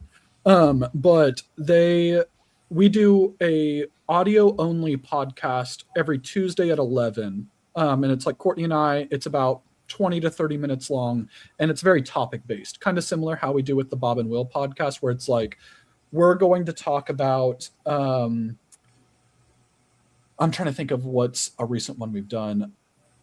What is the point where a customer can expect a animal to be genetic tested? And we'll talk about that for 20 to 30 minutes. And we'll go like really in depth on that one topic where it's like Courtney and I discussing like, here are the reasons why they should be genetic tested. Here's why it doesn't make sense. If you are going to buy an animal, all that stuff. So we do that every single Tuesday. We do a once a month Zoom call where anybody who wants to jump on can jump on, and we talk about various different things. And when we go to shows, we'll like buy dinner for everybody who wants to come out and all that. Honestly, it's just a fun thing. I think we have like 80 something paid members and like 300 free members. We do about $2,000 a month in Patreon. That's pretty good. Not bad. Yeah. All right. So if somebody wanted to join your Patreon, go ahead and let them know. Yeah. Somebody Hell that's yeah. watching this. Yeah, it's fun. And again, we have like an Instagram group chat and all that stuff. And like a lot of people will, I think the biggest benefit of the Patreon is you get to immediately enter a group of people who are willing to pay money to join somebody's snake Patreon. So they're pretty serious about the hobby. And they're like, yeah, it's helpful. Like a lot of people like sell animals between each other and all that stuff. So. Well, you do put a lot I of have a work in. question. I even watch your videos and learn stuff from them. So, Hell yeah. Hell yeah. you No, know. I have a question for you, Steven. Yeah. All right. So I watch your stuff too. I listen to podcasts all day at work. I do usually, but not recently. So My heart did failed. like did Miguel and Will and all them, did you guys like bunk for like a week and just do nonstop shooting or something? Because there's a lot of different videos with all you guys. There was. So that was all Is it done. like a weekend you guys just went nonstop or what? Yeah, Go it was a ahead. I'm weekend. So Miguel flew in, I think he flew in on Thursday night, and then we all went down there to Atlanta because we live about 2.5 hours away from Atlanta. So we went down there Friday after work, and then from there we just kind of hung out, went to dinner, all that stuff. Saturday we recorded 7 episodes for us. I think Miguel recorded 4 for his channel, but his editor has been busy, so he hasn't been able to edit the videos. So Miguel has 4 of his own episodes that he's going to release on his channel eventually from that trip. So we essentially recorded 11 different episodes on Saturday, and then that was like we just spent all of Saturday recording stuff. And we kind of batch create must have been a content. full day. Yeah. Yeah. We just did it with Flawless this last Saturday. Will and Audra came down and we recorded 4 episodes with them. And Chad came down that weekend too. So he had recorded with us as well. Yeah. But yeah, it's essentially about once a month, once every other month, we'll head down to Atlanta and we'll just spend a whole day recording stuff. And that's how we kind of like build out a lot of the stuff. I also have like this little switchboard right here. So what happens when we're doing the episodes, I have 4 different cameras that are all feeding into the switchboard, and I am in real time, like while it's going on, switching every single time you see a camera change, I'm doing that in real time. So wow. I'm like asking the questions, I'm manning the switchboard, I'm doing all of the camera stuff and like monitoring it. So that way it makes it significantly easier for me to edit. Like when I came back on on Saturday, Sunday, I had the rough cuts done of all of the episodes. So that I just have to go, I went and recorded like intros and outros, and I have to go put them all together. But essentially that one day's worth of work, I have an entire month's worth of content done. Nice. Yeah, I was gonna say, man, you guys, I don't know if you guys like camped out or something, but Yeah. Usually we do it's a stay lot at of Bob's. videos. Yeah. yeah. But no, it is. I want things to be done to a like high production quality and essentially look good, so that way it can kind of maintain the kind of standards that we've set. But I also understand the importance of efficiency, and if we can spend one day and do 4 videos, it is honestly like just great for us. Like it saves us so much time. It helps out everybody that's part of it, because like Bob, Will, Miguel, Audra, Chad, they don't have to worry about any of the editing stuff. They just have to come there and talk, and then I do all of the other stuff. That's where all the work You do a comes good in. job at it, though. Yeah. And I think by also having it on our channel rather than starting a new one, like we had already built up our channel for however many years. So it's like we aren't starting from 0. We're starting from, I think we're coming up on 10,000 subscribers, which I'm stoked for. That's my next, like once we hit Nice. that, then I'm like, all right, I can get another watch. Like, so That's your goal-oriented watches. I get it. yeah. We're just mishmashing this together and hoping it works. I like your guys' stuff because it's natural and it's a hangout and all that. 2, and this is nothing against anybody else's podcast, every single one of you guys is well established, well respected in the industry, and the insight and knowledge that you guys have is a differentiating factor than a lot of other reptile podcasts in the industry. Like, again, nothing wrong. I am all down for, if you are brand new, start marketing yourself right away, so that way by the time that you produce animals, you have people who want to buy from you. Mm-hmm. But you guys have a unique perspective by the amount of experience that you have. And that's one of the reasons why I like your guys' show. I appreciate that. I feel like we're more like a panel, just We're just panel of we're breeders just talking. talking. That's what it was supposed to be. Yeah, this is just recording shit we normally talk about. Yeah, it's basically like our natural phone calls, but on a podcast. Yeah. Or standing around at a reptile show. Yeah. Or dinner. One thing I have noticed on again, just doing YouTube videos and all that stuff is it's hard because I personally watch stuff like this where it will go on for like an hour, 2 hours, all that stuff, just hanging out, talking. But I'm also friends with all of you guys. And I'm friends with all of the other people in the industry. So I'm like, oh, I get to go like catch up with all my friends and all that stuff. Yeah. I have noticed that for new people who don't know everybody and they haven't gone to a bunch of shows and they haven't met everybody, it's easier for them to digest a video that's based on a topic where it's like, here's one thing we're going to talk about. And then they find it because they're searching something. For sure. And then I think that it makes it easier to grow specifically on YouTube that way. I got to agree because, I mean, especially today's society, I think attention span is very short. Mhm. So if people want to find something, and you have a direct topic based on that, they'll tune into that. That's what they want to see. Like TikTok's a great example for that. Even like YouTube Shorts and stuff like that. It's short, straight to the point. I think people like that stuff. But I actually prefer the videos where I can literally just put in my AirPod and clean snakes, and I don't have to watch it. I'm literally just listening to it, so I don't want to have to. Oh, stop! Let me look at this real quick. They're showing something. Yeah. I just Audio want to be cleaning, working, whatever, and just listen. So this is, I think, almost more ideal for me to where the other ones I'm like, yeah, let me save that and I'll watch it later when I. Yeah, because you actually have to look at it. Like, yeah. Oh, we had a question All on day here. at work. Is anybody planning to do the June Chinley? I don't think any of us were. I am not. I'm It's- not. No. But yeah, the thing is, got other stuff going on, and it's also very far. It To is. do that trip in the middle. Yeah, I mean going we on. already do it twice a year. It's pretty tough to do it a That's what I'm saying. third It's time. so far. Does anybody think it's going to be a good show? I don't know, but they're opening another room, so it almost sounds bigger. Another room? I didn't know about that. The auction room. They're trying to sell out the auction room and move in the auction. So I have no idea what they're doing. It Unless sounds they like can't fill the main room. I don't It know. sounds like it's going to be a disaster, in my opinion. If they're I don't know if anyone June is that I know- leftover animals, so I don't really know. I don't know it's not anybody like- really vending it. I know It's if like people that a have never handful- been It'll last. Yeah, I only know people because they live not too far from there.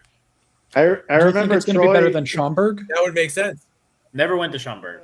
That's the Never point did. of them doing it because they're not doing Schaumburg. But I They know canceled Troy came by and told Jason about it, and he's like thinking it's a joke. Like, oh yeah, we're gonna do June. Like he really didn't think it was actually gonna happen. And then there was paperwork, so like it didn't even really. or either. Yeah, when we were there in March, we didn't really think it was actually a thing, but they're doing it.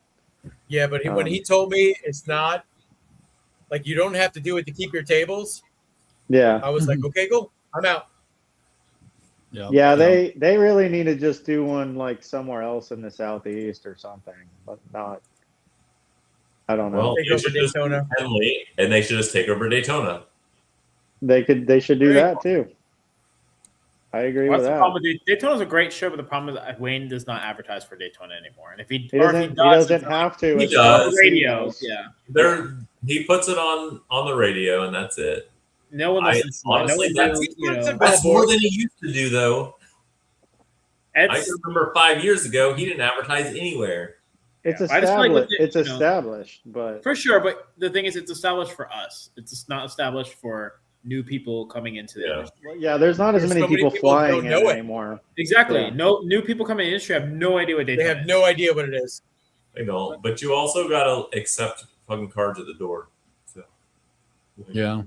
Yeah, I like Daytona. Daytona's one of my favorite shows. I It love was our Daytona. It's not Same. that It's a far. great hangout show. You know what I mean? Right down it's the road, it's not yeah. just the show. It's outside of the I always do after well. hours is great. Are you coming up this year, Steve? Oh yeah, because we're only like 5-6 hours away from Daytona, so that's always Yeah. like, We all come in on Thursday, Yeah. oh hell yeah. and we stay till Sunday night. Mhm. Thursday, they let us set up. they let us up on Thursday. Setting up Thursday is amazing. There's no Yeah, one we've there. been setting up on Thursdays we- for like years now. Yeah, and then we just hang out after that. Yeah. Yep. North I- Tower, Yep. third floor.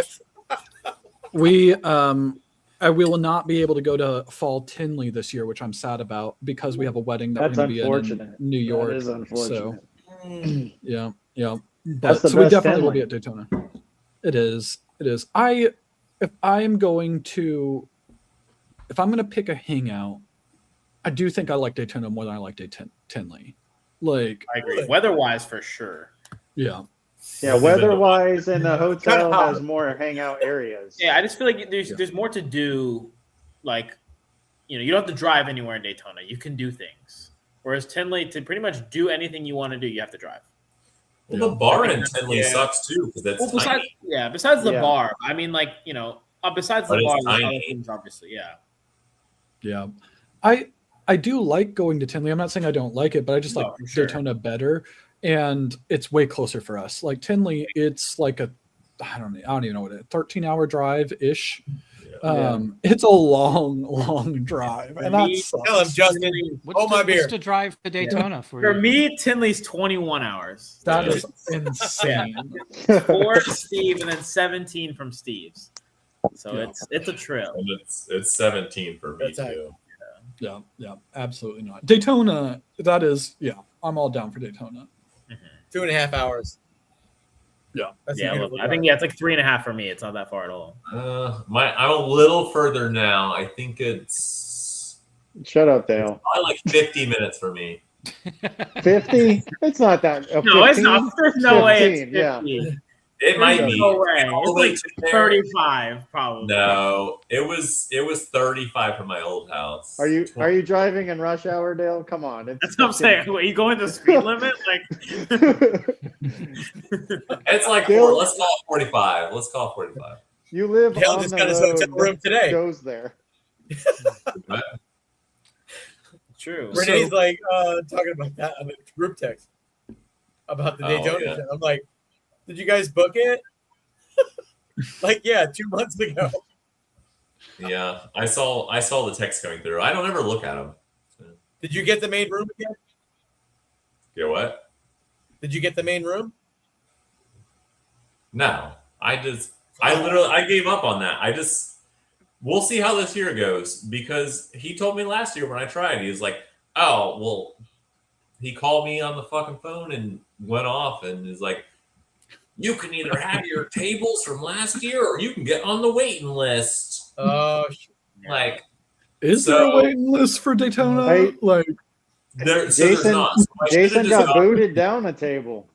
Yeah, Jason got moved, right? Yeah, the carpet people wanted another table, and I guess Art or whatever that was next to us with the frozen rats they're not having their table. So Wayne kicked us down a table without even asking. He just said, "You guys are here now," and Jason's Yeah, like, "But I so- don't want to move."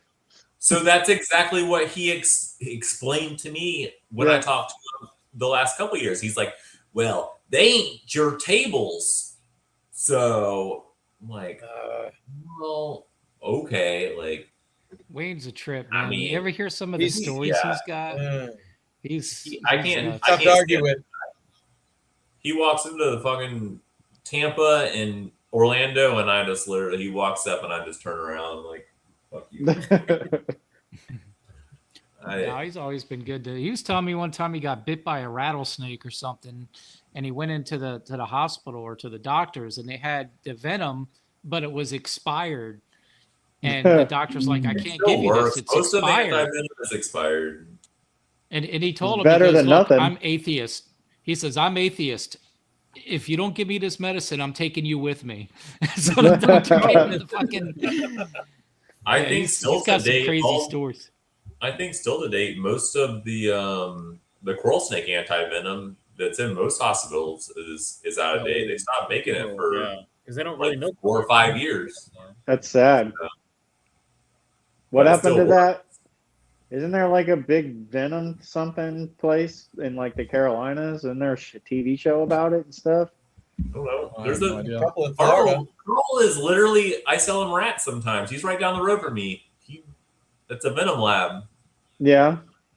But for a while they weren't taking coral snake anti-venom, so they're doing it. Weird. They have been for like the last 2 or 3 years now again, but I always hear the neurotoxin one is easier to deal with as far as like building up immunity and stuff. Yeah, I would imagine coral snake venom and just in general anything rear fang is. I mean, hard yeah, to crack. shouldn't a cobra do the same as coral snake? I Or do you don't have to think have- so. Maybe, I don't know. I guess thought it was they're- just neurotoxin and hemotoxin. I didn't think that Well, it is mattered on but the I exact don't think snake. both because he's got lots of like cobras. So why bother with the coral snakes? You literally have to tube feed them for the most part. Would cobra antivenom not work for coral snake? I don't know. I don't think so. I think it's isn't it dependent by species for the most part. I It just thought it was is to based. a certain extent, but it's like viper versus like I don't know. So, I don't know why you would keep both of them though. Like if cobras are easy to keep, they're easy to breed and stuff. Like people, you know what I mean? Yeah. Why would you tube feed a bunch of Corals? Snakes? Well, if corals was a native snake, yes, that's the thing. That's why they want the venom for They always have a shortage Cobras of are that. probably native in Florida by now. that. we don't have any There's a venomous lot of stuff things because that are I native. don't want to die, but I do think like seeing venomous animals, it gives you a little bit of adrenaline rush, and it's like, Does oh, Columbia okay. does Columbia show still Yep. have like venomous on Yeah, the they still table? do. Yep, I remember they do. I going wanna there visit seeing one of those. gaboons. I I bet you remember cool seeing is just gaboons for $100, going, I want to buy a gaboon. I've We- never Yeah. got any because I know I'll get bit. It's super secure as well. They just have like a little aisle, and it's got like some net over it, and you got people with deli cups in their hand. Yeah, they're like, in cups. A rattlesnake. open the holes in the deli cup with Yep, gaboons yep. and stuff in there. Yep. They have like the You're red electrical tape on. Wow, the top you're of just the waiting. too. You're just waiting for a thing to come through that hole. It was like that 20 years ago, except there wasn't even netting over it. You'd go to a table and there's just cups of venomous snakes on the table. If you were gonna own How many a venomous- tables are venomous? there's like an At aisle. a show. It's a horseshoe aisle. There's probably what, like 20. 25 to 30, maybe Yeah. 40. I don't know. Yeah, I want to go and see it's it. like anything from rattlesnakes, anything like that, you'll find it. Albino something cobras, monocle cobra. Like There's a show in Pennsylvania too. That has That a lot of show's venomous. wild. Yeah, that show they sell the Nile crocodiles and stuff at the Hamburg. I want to go see that. Yeah. you can come to North or Just South not own it. Carolina and buy crocodiles on the table. If you were going Columbia, they to, do. What? I haven't seen Columbia, they have crocodiles there, but I'm sure they could because it's a wild west here. Like, North Carolina, I know I've seen them. I don't know about. No, I don't think I've seen them in South Carolina. But it was probably like 5 or 6 years ago. Yeah. if you were gonna own a venomous animal, what would it be? Gila monster. Okay. Or Eyelash. bees. Eyelash. I Oh, think I'd be- eyelash is mine. Yep, eyelash is mine. I'd be a Well, I'd be a Yeah, gaboon those- person. The thing is, like the Gilas and the beetles, you could still like hold them and stuff. For the most Yeah, part. but none of the eyelash vipers are so cool. They're so They're so cool. They're so cool. Like, I saw those Yeah. things in I'd like have the to say the 80s. eyelash vipers. Yeah. I seen them. They're I seen them beautiful. when I go into Carl's building, and they'd just be chilling up on the thing. Like, some of the venomous stuff gets Crazy super nice. expensive. Like those albino gaboons. I mean, they're like $20,000 snakes still. Wow. oh There's damn. a market for that kind of stuff. Yeah. It's crazy. A friend of mine, he imports a lot of them from like Germany and sells them over here. We My friend Edwin's selling his king cobra. Anybody looking for a king cobra? Everybody for King Cobra. He's got a 12-foot King Cobra. I gave him some frozen ball pythons. He's like a YouTuber. He did some YouTube and stuff. He's got crocodiles. He had, albino monocle cobras, like a 12-foot King Cobra. We're all in the room, and he said the King Cobra is nuts. And his wife, usually interacts with the venomous stuff, and she even was like, I don't like that thing. And he took out the King Cobra thing, fully came out of the enclosure, all out on the floor, and all The up big like ones. this.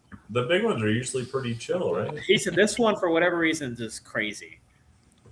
And it was like, it's like, It's kinda the thickness scary. of like a retic. Yeah. What about the spitting cobras? No, You got to wear a mask and all that shit. Yeah, That's you gotta wear, like, a little face too, shield. too much. Yeah, All this. that's a little too much.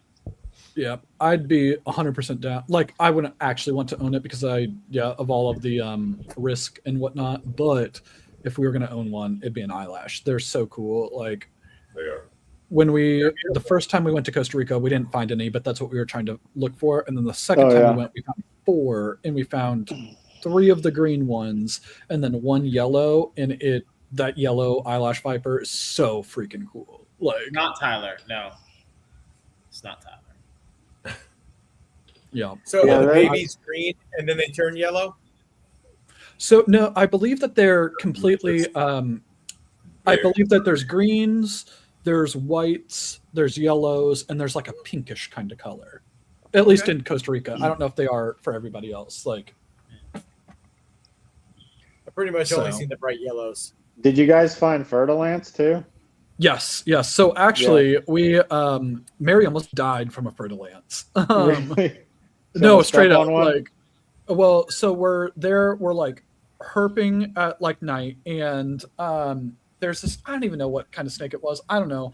But when I say teeny tiny baby, like this big in your palm, like coiled up and all that stuff, she finds it on the ground. And this is the middle of the night. I'm like, oh, that's such a cool thing. So I'm like filming. I actually have the footage of it. So I'm filming like, oh, that's so cool. That's an awesome find. How'd you see that? And then our guide, which is Daniel Solis, he was a breeder in California and he moved down to Costa Rica. Yeah, I know him. Yeah. So he's like, oh, cool. What'd you get? And as he's walking up, he's like, do not move.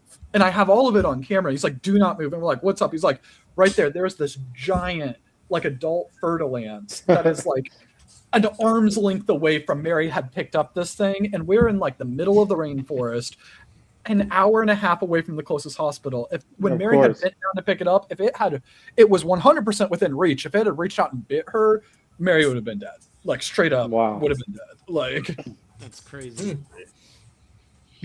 but yeah, so we Yeah. found multiple like neonate fertilants. But yeah, fertilants is Costa Rica's deadliest animal because they're the most common venomous snake, but their venom is like, I don't know exactly what it is, but it's like it can kill an adult man like 10 times over. We got a Honduran shipment in one time, and out of nowhere, we were opening bags, and there was a bag with 3 fertilants in there, and we weren't supposed to Oh, have brought damn. in any venomous shit. So we open the bag, and then you close it, and you're like, what the fuck do I do with this? I mean, it was illegal for us to have it. We didn't order it. It showed up, got through customs somehow.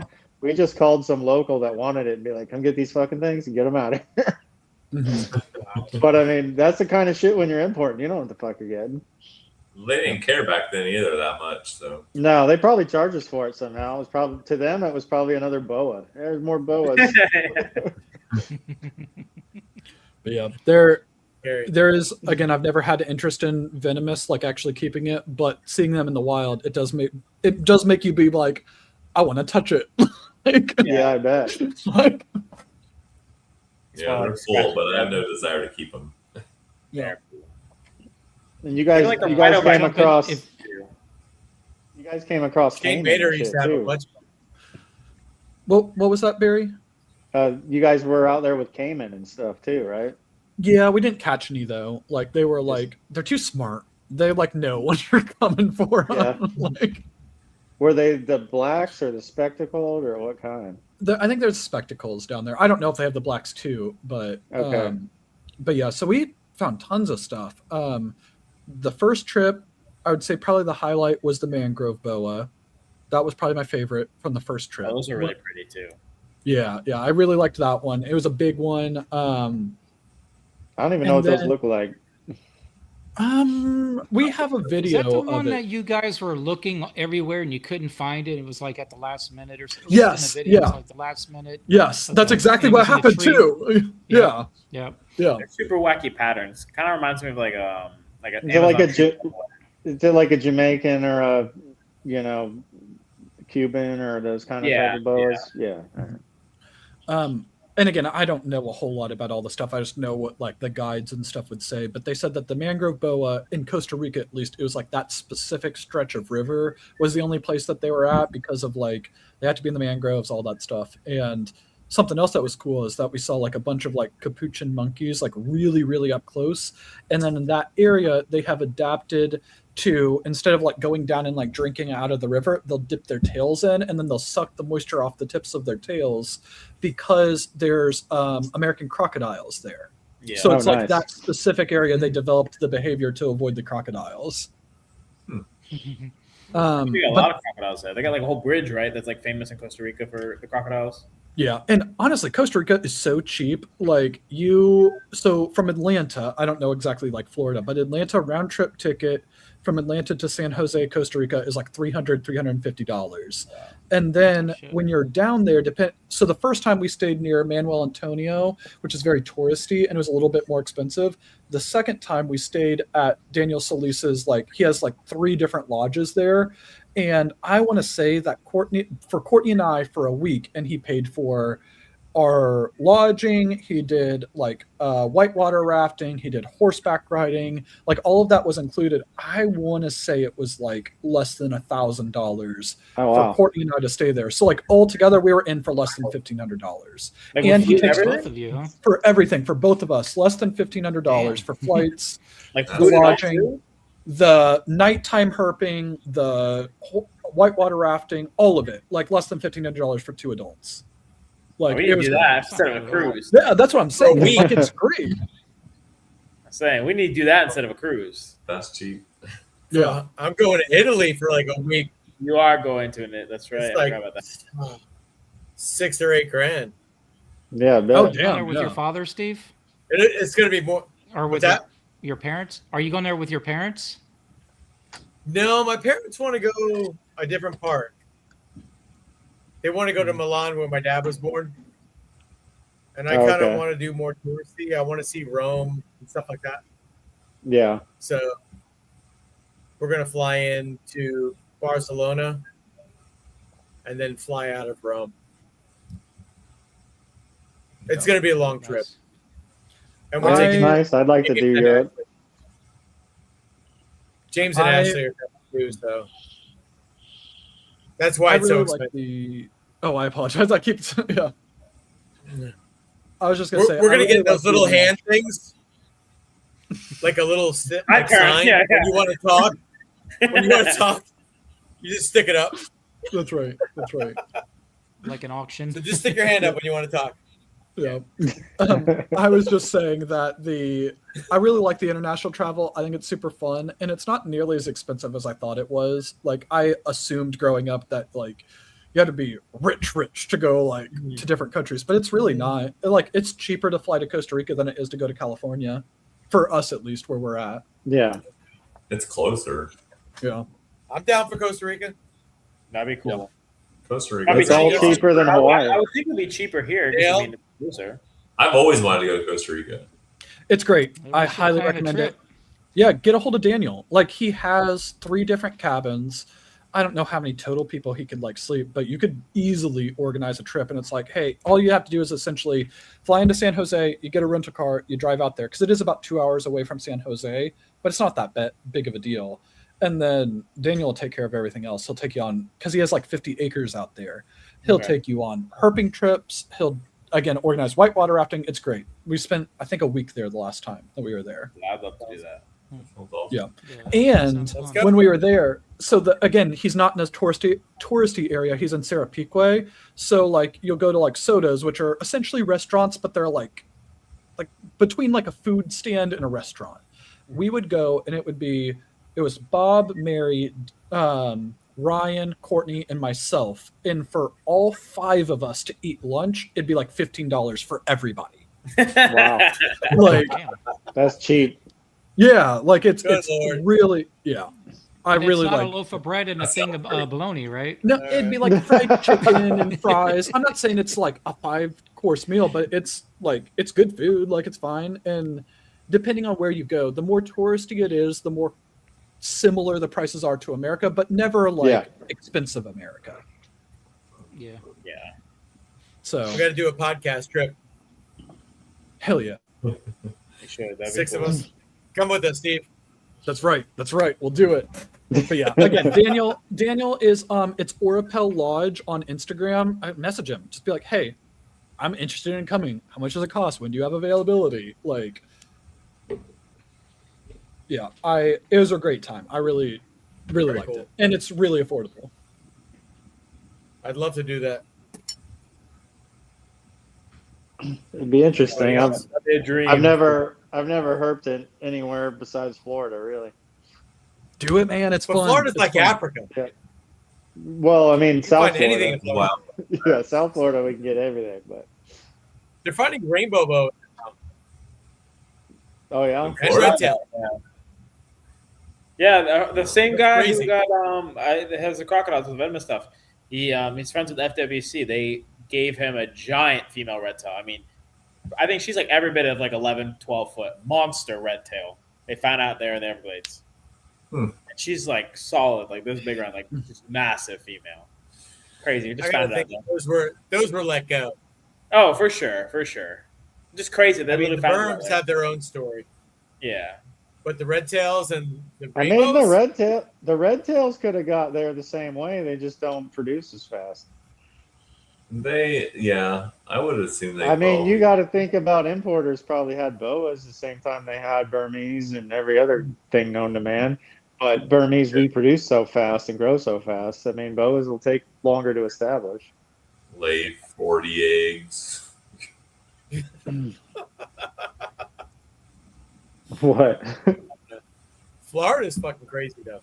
Oh, it is. There is so much shit down here now. I just don't understand There banning depends iguanas. on where you are too. Berms, I mean, iguanas, tagos. Yeah. Nile Rainbow monitors. boas. down by Justin and in the Everglades, you come up here, I don't believe shit by Justin. Nothing. we I ain't got say- none of that. I see like 10 iguanas Every single time I day. go. Every Every day I other go there. times they don't. Nothing. Yeah, they don't like you. The last time we were, No, what do you mean? the last time we were definitely leaving gonna see Justin- them this time. the last time we were I'm going leaving to Lauderdale Justin, this weekend. Yeah. Renee saw all the iguanas. She's like, they're everywhere. That's Yeah, yeah. crazy. Yeah, Like, exactly. Right? They Well- make they everywhere. Big ones, like right across. Literally, my ring camera will go off because of iguanas. but an I hour, don't believe you. I didn't see any when we were 45 over minutes, there. I think you're 45 lying. minutes to an hour north, you don't see one. No. Yeah. Show us the ring camera Well, I'll be in- footage. Yeah, right. Lauderdale next weekend Yes. for the Reptilian Nation show. I better Down see there, there's a something. lot. Down there, there's a lot. Oh, you'll probably see them There there. better be. Go to Hollywood. There's plenty. Yeah, down there is gonna be. There should be some big ones too. What? But they're Lauderdale? not going to come further north. So Pokemon. When I went to the Keys, dude, I was trying to catch them, and they would jump into the water, and it was like a bay full of tarpon, and I'm waiting for the tarpon to eat these fucking iguanas. Tastes like They just chicken. dive Go in in and the start winter. swimming away, and I'm like, I don't Oh, know yeah, if that look was fast. safe. I wouldn't see it falling out of trees in the winter. What I'm starting to see is a lot more lately is basilisks too. Yeah. Like That's brown out ones. there. same when I just went to a botanical garden last weekend, and there was a big one. Every bit of probably like Really? 2.5 foot. This male basilisk just chilling, walking around. That's What awesome. about spiny tails? You see a lot of those down there? or no? I've only seen like one or two. Very rare. Really? yeah, but they Ours just they ours just literally gave us would some have eggs. they would have come over. They wouldn't have been let go. They would have come over No. on boats or How about tegus? wham or I've never seen a tegu. I know that it's farther south and like more so Miami. I heard they're working their way down the West Coast, I can see like Fort Myers area. I could definitely see that. like just north of, Naples, just south of Punta Gorda. Really? There's Oh, that sightings far. there. Yeah. Because I could picture like Naples, Fort Myers, like that kind of area for sure. 'Cause that's They're like all finding Everglades. worms That's out like there, right off too. the Everglades, right there. Yeah. All right, if you guys were gonna, if you could herp anywhere, go anywhere, see whatever animal, where would you want to go and what would you want to see? Oh, Australia. Australia. Oh yeah, yeah. Come on. Come on. All right. What do I not want to see in Australia? Great whites or carpets or, kangaroos, Galapagos koala. I mean, Islands. everything. I'm saying there's so many I I options. would love to Really? see I would love to see a Galapagos tortoise in the wild. Mm. Go to, That'd yeah, be go pretty to those cool. islands. Yeah. Galapagos Islands would be That cool. would I be don't know. There's a lot of places. Those marine island iguanas, yeah, on the Galapagos. That'd be Australia is huge, though. yeah. Yeah. I don't know. I mean, I couldn't pick one place. There's a lot of It places. would be Australia, then it'd be Africa, I think, for me. But not I just think for it'd be a lot of herping, the places. mammals too. Yeah. Yeah, for sure. Like, Go on safari. If All you're on a deal. budget, come to Florida. Yeah. Honestly, I think it would be fun to go down to Honestly. Florida. Like, yeah. The Everglades has everything. Why not come to Florida and herp there? Yeah, I do want to do that. I want to go there. I've actually Again, never done that, which is crazy. gone. I wanna herping do in it- the Everglades. Friday, Never Justin. done it. I know, never done it. What, never We're both herped gonna where be you good. live? Yeah, I've never We should herped in go. the Everglades ever. I've always wanted Yeah. to do Never. it. We should go I've Friday. never heard the Everglades either. You herp in your backyard, Justin. You're like, there's a bass. I know, list, that's a what I'm day- saying. A Yeah, day exactly. gecko, Yeah. a gama. I've seen one tokay. Commas are impossible to catch. Yeah, no, I see redheaded agamas all the time. Of course. They're Little so bit farther fast. south. They're so fast. You're not catching them. It's just not gonna happen. Actually, I that did, guy see- in Miami, he I caught did him. see a it's not a tegu, but I forget what it's called, but it's like a species very related to tegu. It's the same family. I've seen those here. Is it the gold Yeah, ones, look the who's smaller at, ones? look Yeah, it's like who's the in- golden who's- one. It's kind of got like Yeah. the greenish All color, but it's over. not a tegu. It's in the same family as tegus. Yeah. I've seen those. Why is he commenting and not on the podcast? I'm gonna say, well, you just end Miguel. I feel like he can hop on. You know. Seriously, Miguel, just come in. Yeah. Actually, we've For been me- on for like 2 hours and 15 2 minutes. hours. Yeah. Yep. Yep. Yeah, we gotta cut this here in a minute. Time flies. For There's me- American crocodiles down there too. I haven't seen one of those in person yet, but I know How they about are. Friday? I have friends have seen them. It would be cool. There's caiman to do that. down there too. There is caiman. Yeah, I know they've seen some caimans down there. By the Miami airport, there's like waterways right around there. Probably anywhere you can find a Put up that- snakehead, you should be Put able up to that find a last caiman. comment. That'd What be was that? cool. That one. Absolutely. I'm down. No, that'd be fun. Hell yeah. We'll take the van. I'm We could straight road herp. garbage at herping. Just throwing that out there. By the way, I can't see shit. Like I am like You're no I'll good have at like it. a let no. I'll have like there's if it's obvious I can see it, but it'll be like having the light on, like trying to see it. Like I don't know how people like can spot it. Like Bob, Ryan, Mary, they're all so good at it. Where it's like, oh, that branch right there, that's not a branch, that's a snake, and they'll go up like meters away and pull the snake out. I'm like, how did you tell? Like, I'm trash at it. Trash. Once you I haven't focus done on it at night, but I'm usually pretty good at seeing stuff. We was the last weekend, I think we went camping out in the Backyard. what's the place called? What's the place called? It's up by Gainesville, Payne's Prairie.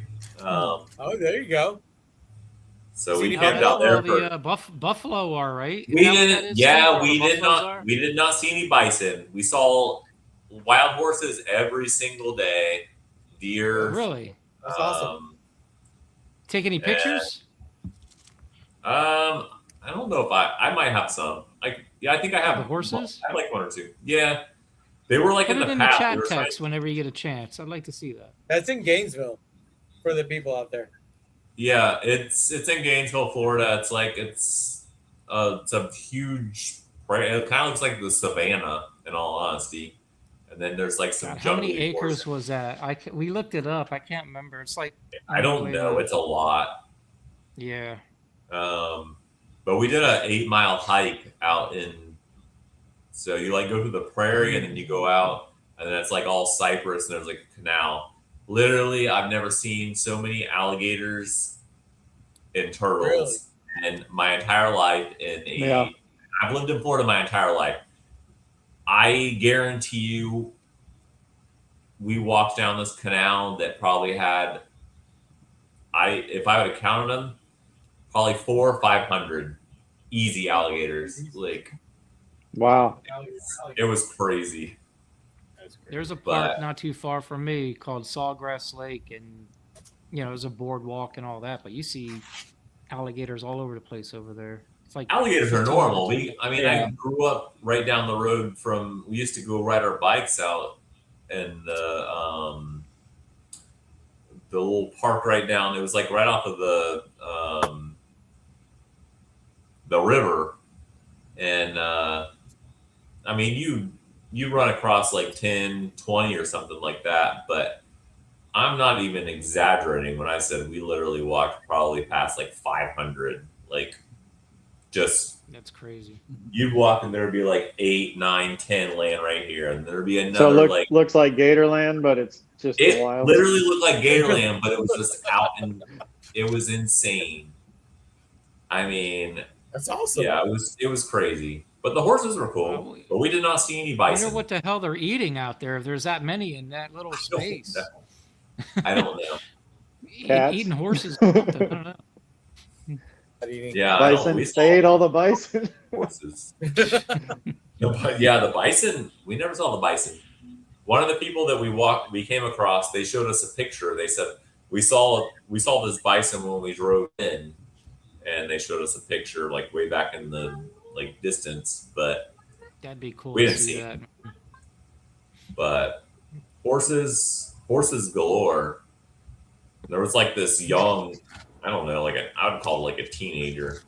We were trying to get across this path, and we would start to get up close, and it would like start to come towards you, and you're like starting to step back because all the parents and everything else is there as well, and you're like, oh, I know what they're gonna do. Like, You don't want to get into a fight with a horse.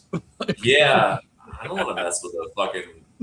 A wild I mean, horse. the young one was probably at least a couple 100 pounds. The parents and the rest of the 12 or 15 or 20 or whatever was in that pathway were, I don't know, what's a adult horse weigh?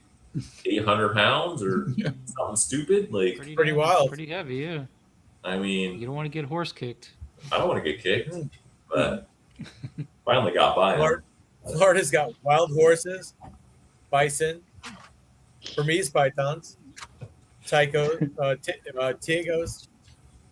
Nile monitors, boas. Chameleons, tarantulas. We're not even including the basilisks. Yeah, So- we've got also It just goes on.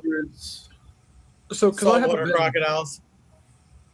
been down to the like Everglades and all that stuff. If somebody was going to herp it, can you walk it, or do you need to get like a kayak or a canoe or something like that? How would you guys go about it?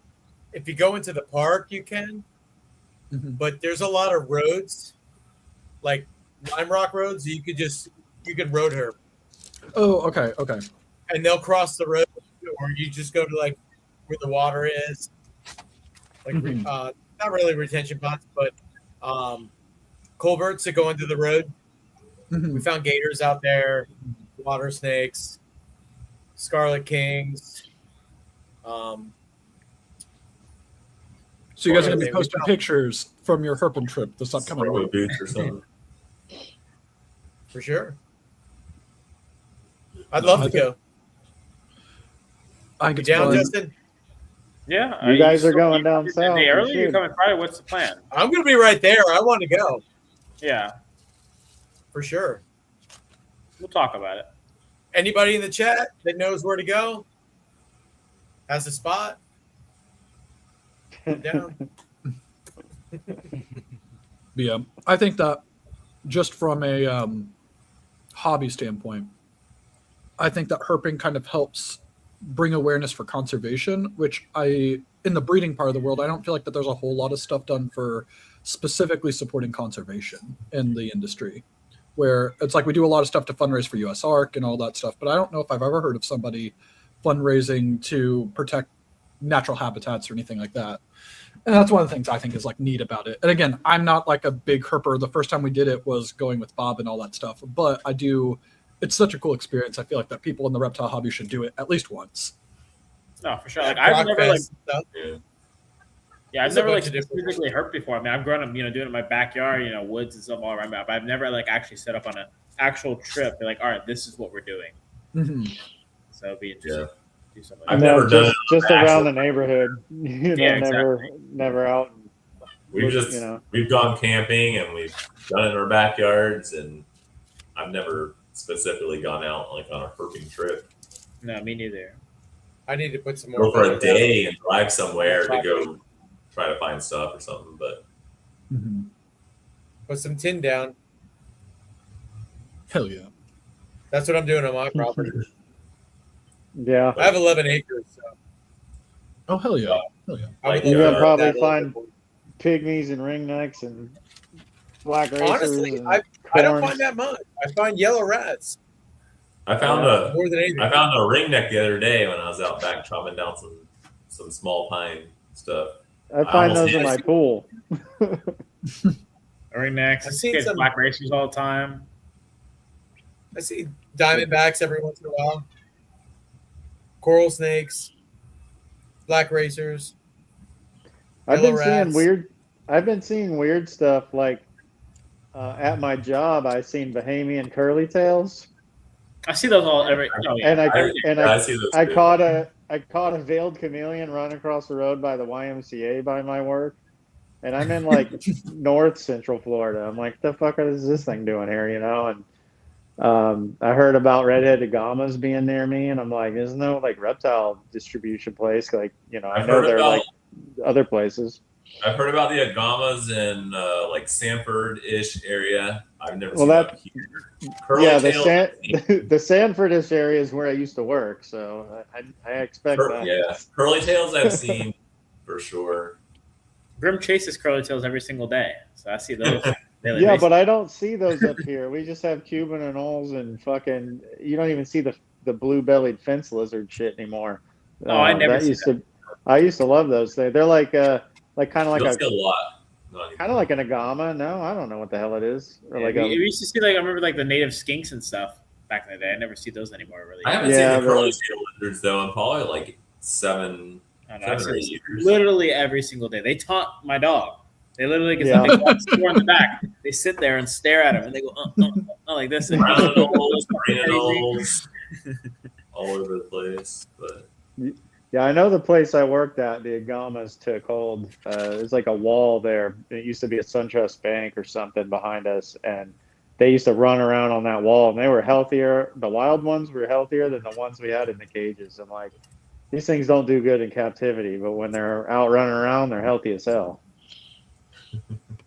yeah, Like you don't see I know down red-headed by, agamas at shows because they're not. I've good heard down pets. by Strictly, like that Fort Lauderdale, Oh yeah, Hollywood. Dania, I can imagine. Hollywood area, so bad. Because I mean, that's come where, on, it's all That's where everything came in there. So I'm like, like, Yeah, who did exactly. let go? yeah, I've Where heard was it's around Burgundy? that Do you know area where is bad. Burgundy was? No, I do not. Somewhere else in South Florida, but that's why the Burmese pythons are loose because the hurricane wiped out a place like that. I mean, Yeah, no, I Yeah. talked. I remember I knew the guy whose facility it happened to. oh really? Story, yeah. Did he tell you how many Burmese he had at the time? It was a fucking lot. Like 200 or like Yeah, I think it was either that. No, or, it was closer to 500. yeah, it was a lot. wow. And no, But there was like no 800 more because they're retics. all imports. And then Was my it my Really? science The teacher, retics all died. well, my high school science teacher's son was a firefighter, and he was called to that fire. Because there was one, I think it was either that facility or a different facility that also had a fire going on around the same time back in the day, and Oh, they were wow. pulling out giant berms and shit. But a bunch of them got out during that too. That was wild. Yeah. All right. But yeah. Jeremy said he had to lock up outside. There he I had is. to lock up the snake house. That's I'm back. Oh. You guys ready to end this? It's been a little, hell, Yeah, 2.5 hours 2.5 now. hours. Yeah, we Yeah. can call it. Yeah. All right. I appreciate you Thanks for coming joining in, us, Steven. Steve. It's been Yeah, thank you. Yeah, Steven, I Yeah, hope it thank was you. fun. It was. It was. Thank you for having me. I really appreciate it. Come You visit ever us come again. back? Hell yeah. Who's your guys' guest for next time? Or do you not know yet? Ah, we don't we're necessarily thinking always Mike have guests. Bishop. So, we were probably going to do a I- show or two without any and then bring one back. Yeah. Which I is was the a 6 of guest us. at one time. And He you was- became a- Now he's a permanent member. Why is Winston not on? All the other Florida breeders are here on the show. Like, Good question. Yeah, I don't know. Yeah. We have to reach out, I guess. I don't it know. literally started with a group text, and then Jeremy and I think Steve were like, "Oh, I think Jeremy was like, y'all want to turn this into a podcast?" And Yeah. And I said, if Yeah, it's. I'm only doing it It's if like you guys do it. You guys Hell yeah. back out. I'm out. okay, Yeah, we just go with the flow, man. awesome. But yeah, thank you for having me on. Barry It was fun. stayed the night and never left. Yeah, you're gonna have to fire me. His logo's on it now. He ain't going nowhere. I'm a sponsor. We need some money, Barry. Where's your money? No, you just. Yeah, I don't donate anything. I'm just a sponsor. Yeah, where's my money? Look at these greedy guys.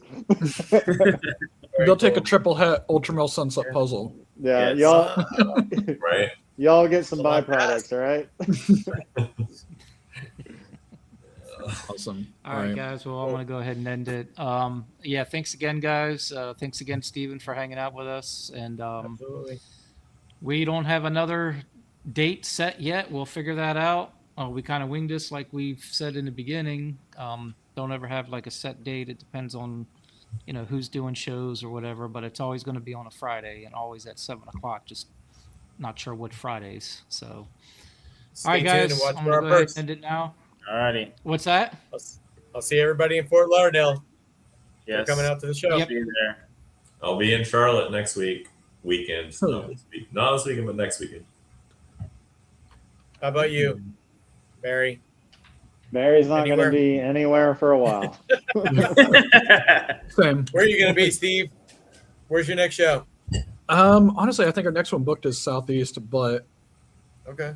our next reptile thing that will be somewhere in person we're going to go to MJ's Trap Talk thing in May. Okay. Very cool. So, yeah. Awesome. So, All right. Well, good night, All right, guys. everybody, have a great Good night. weekend. All right. See ya. See ya.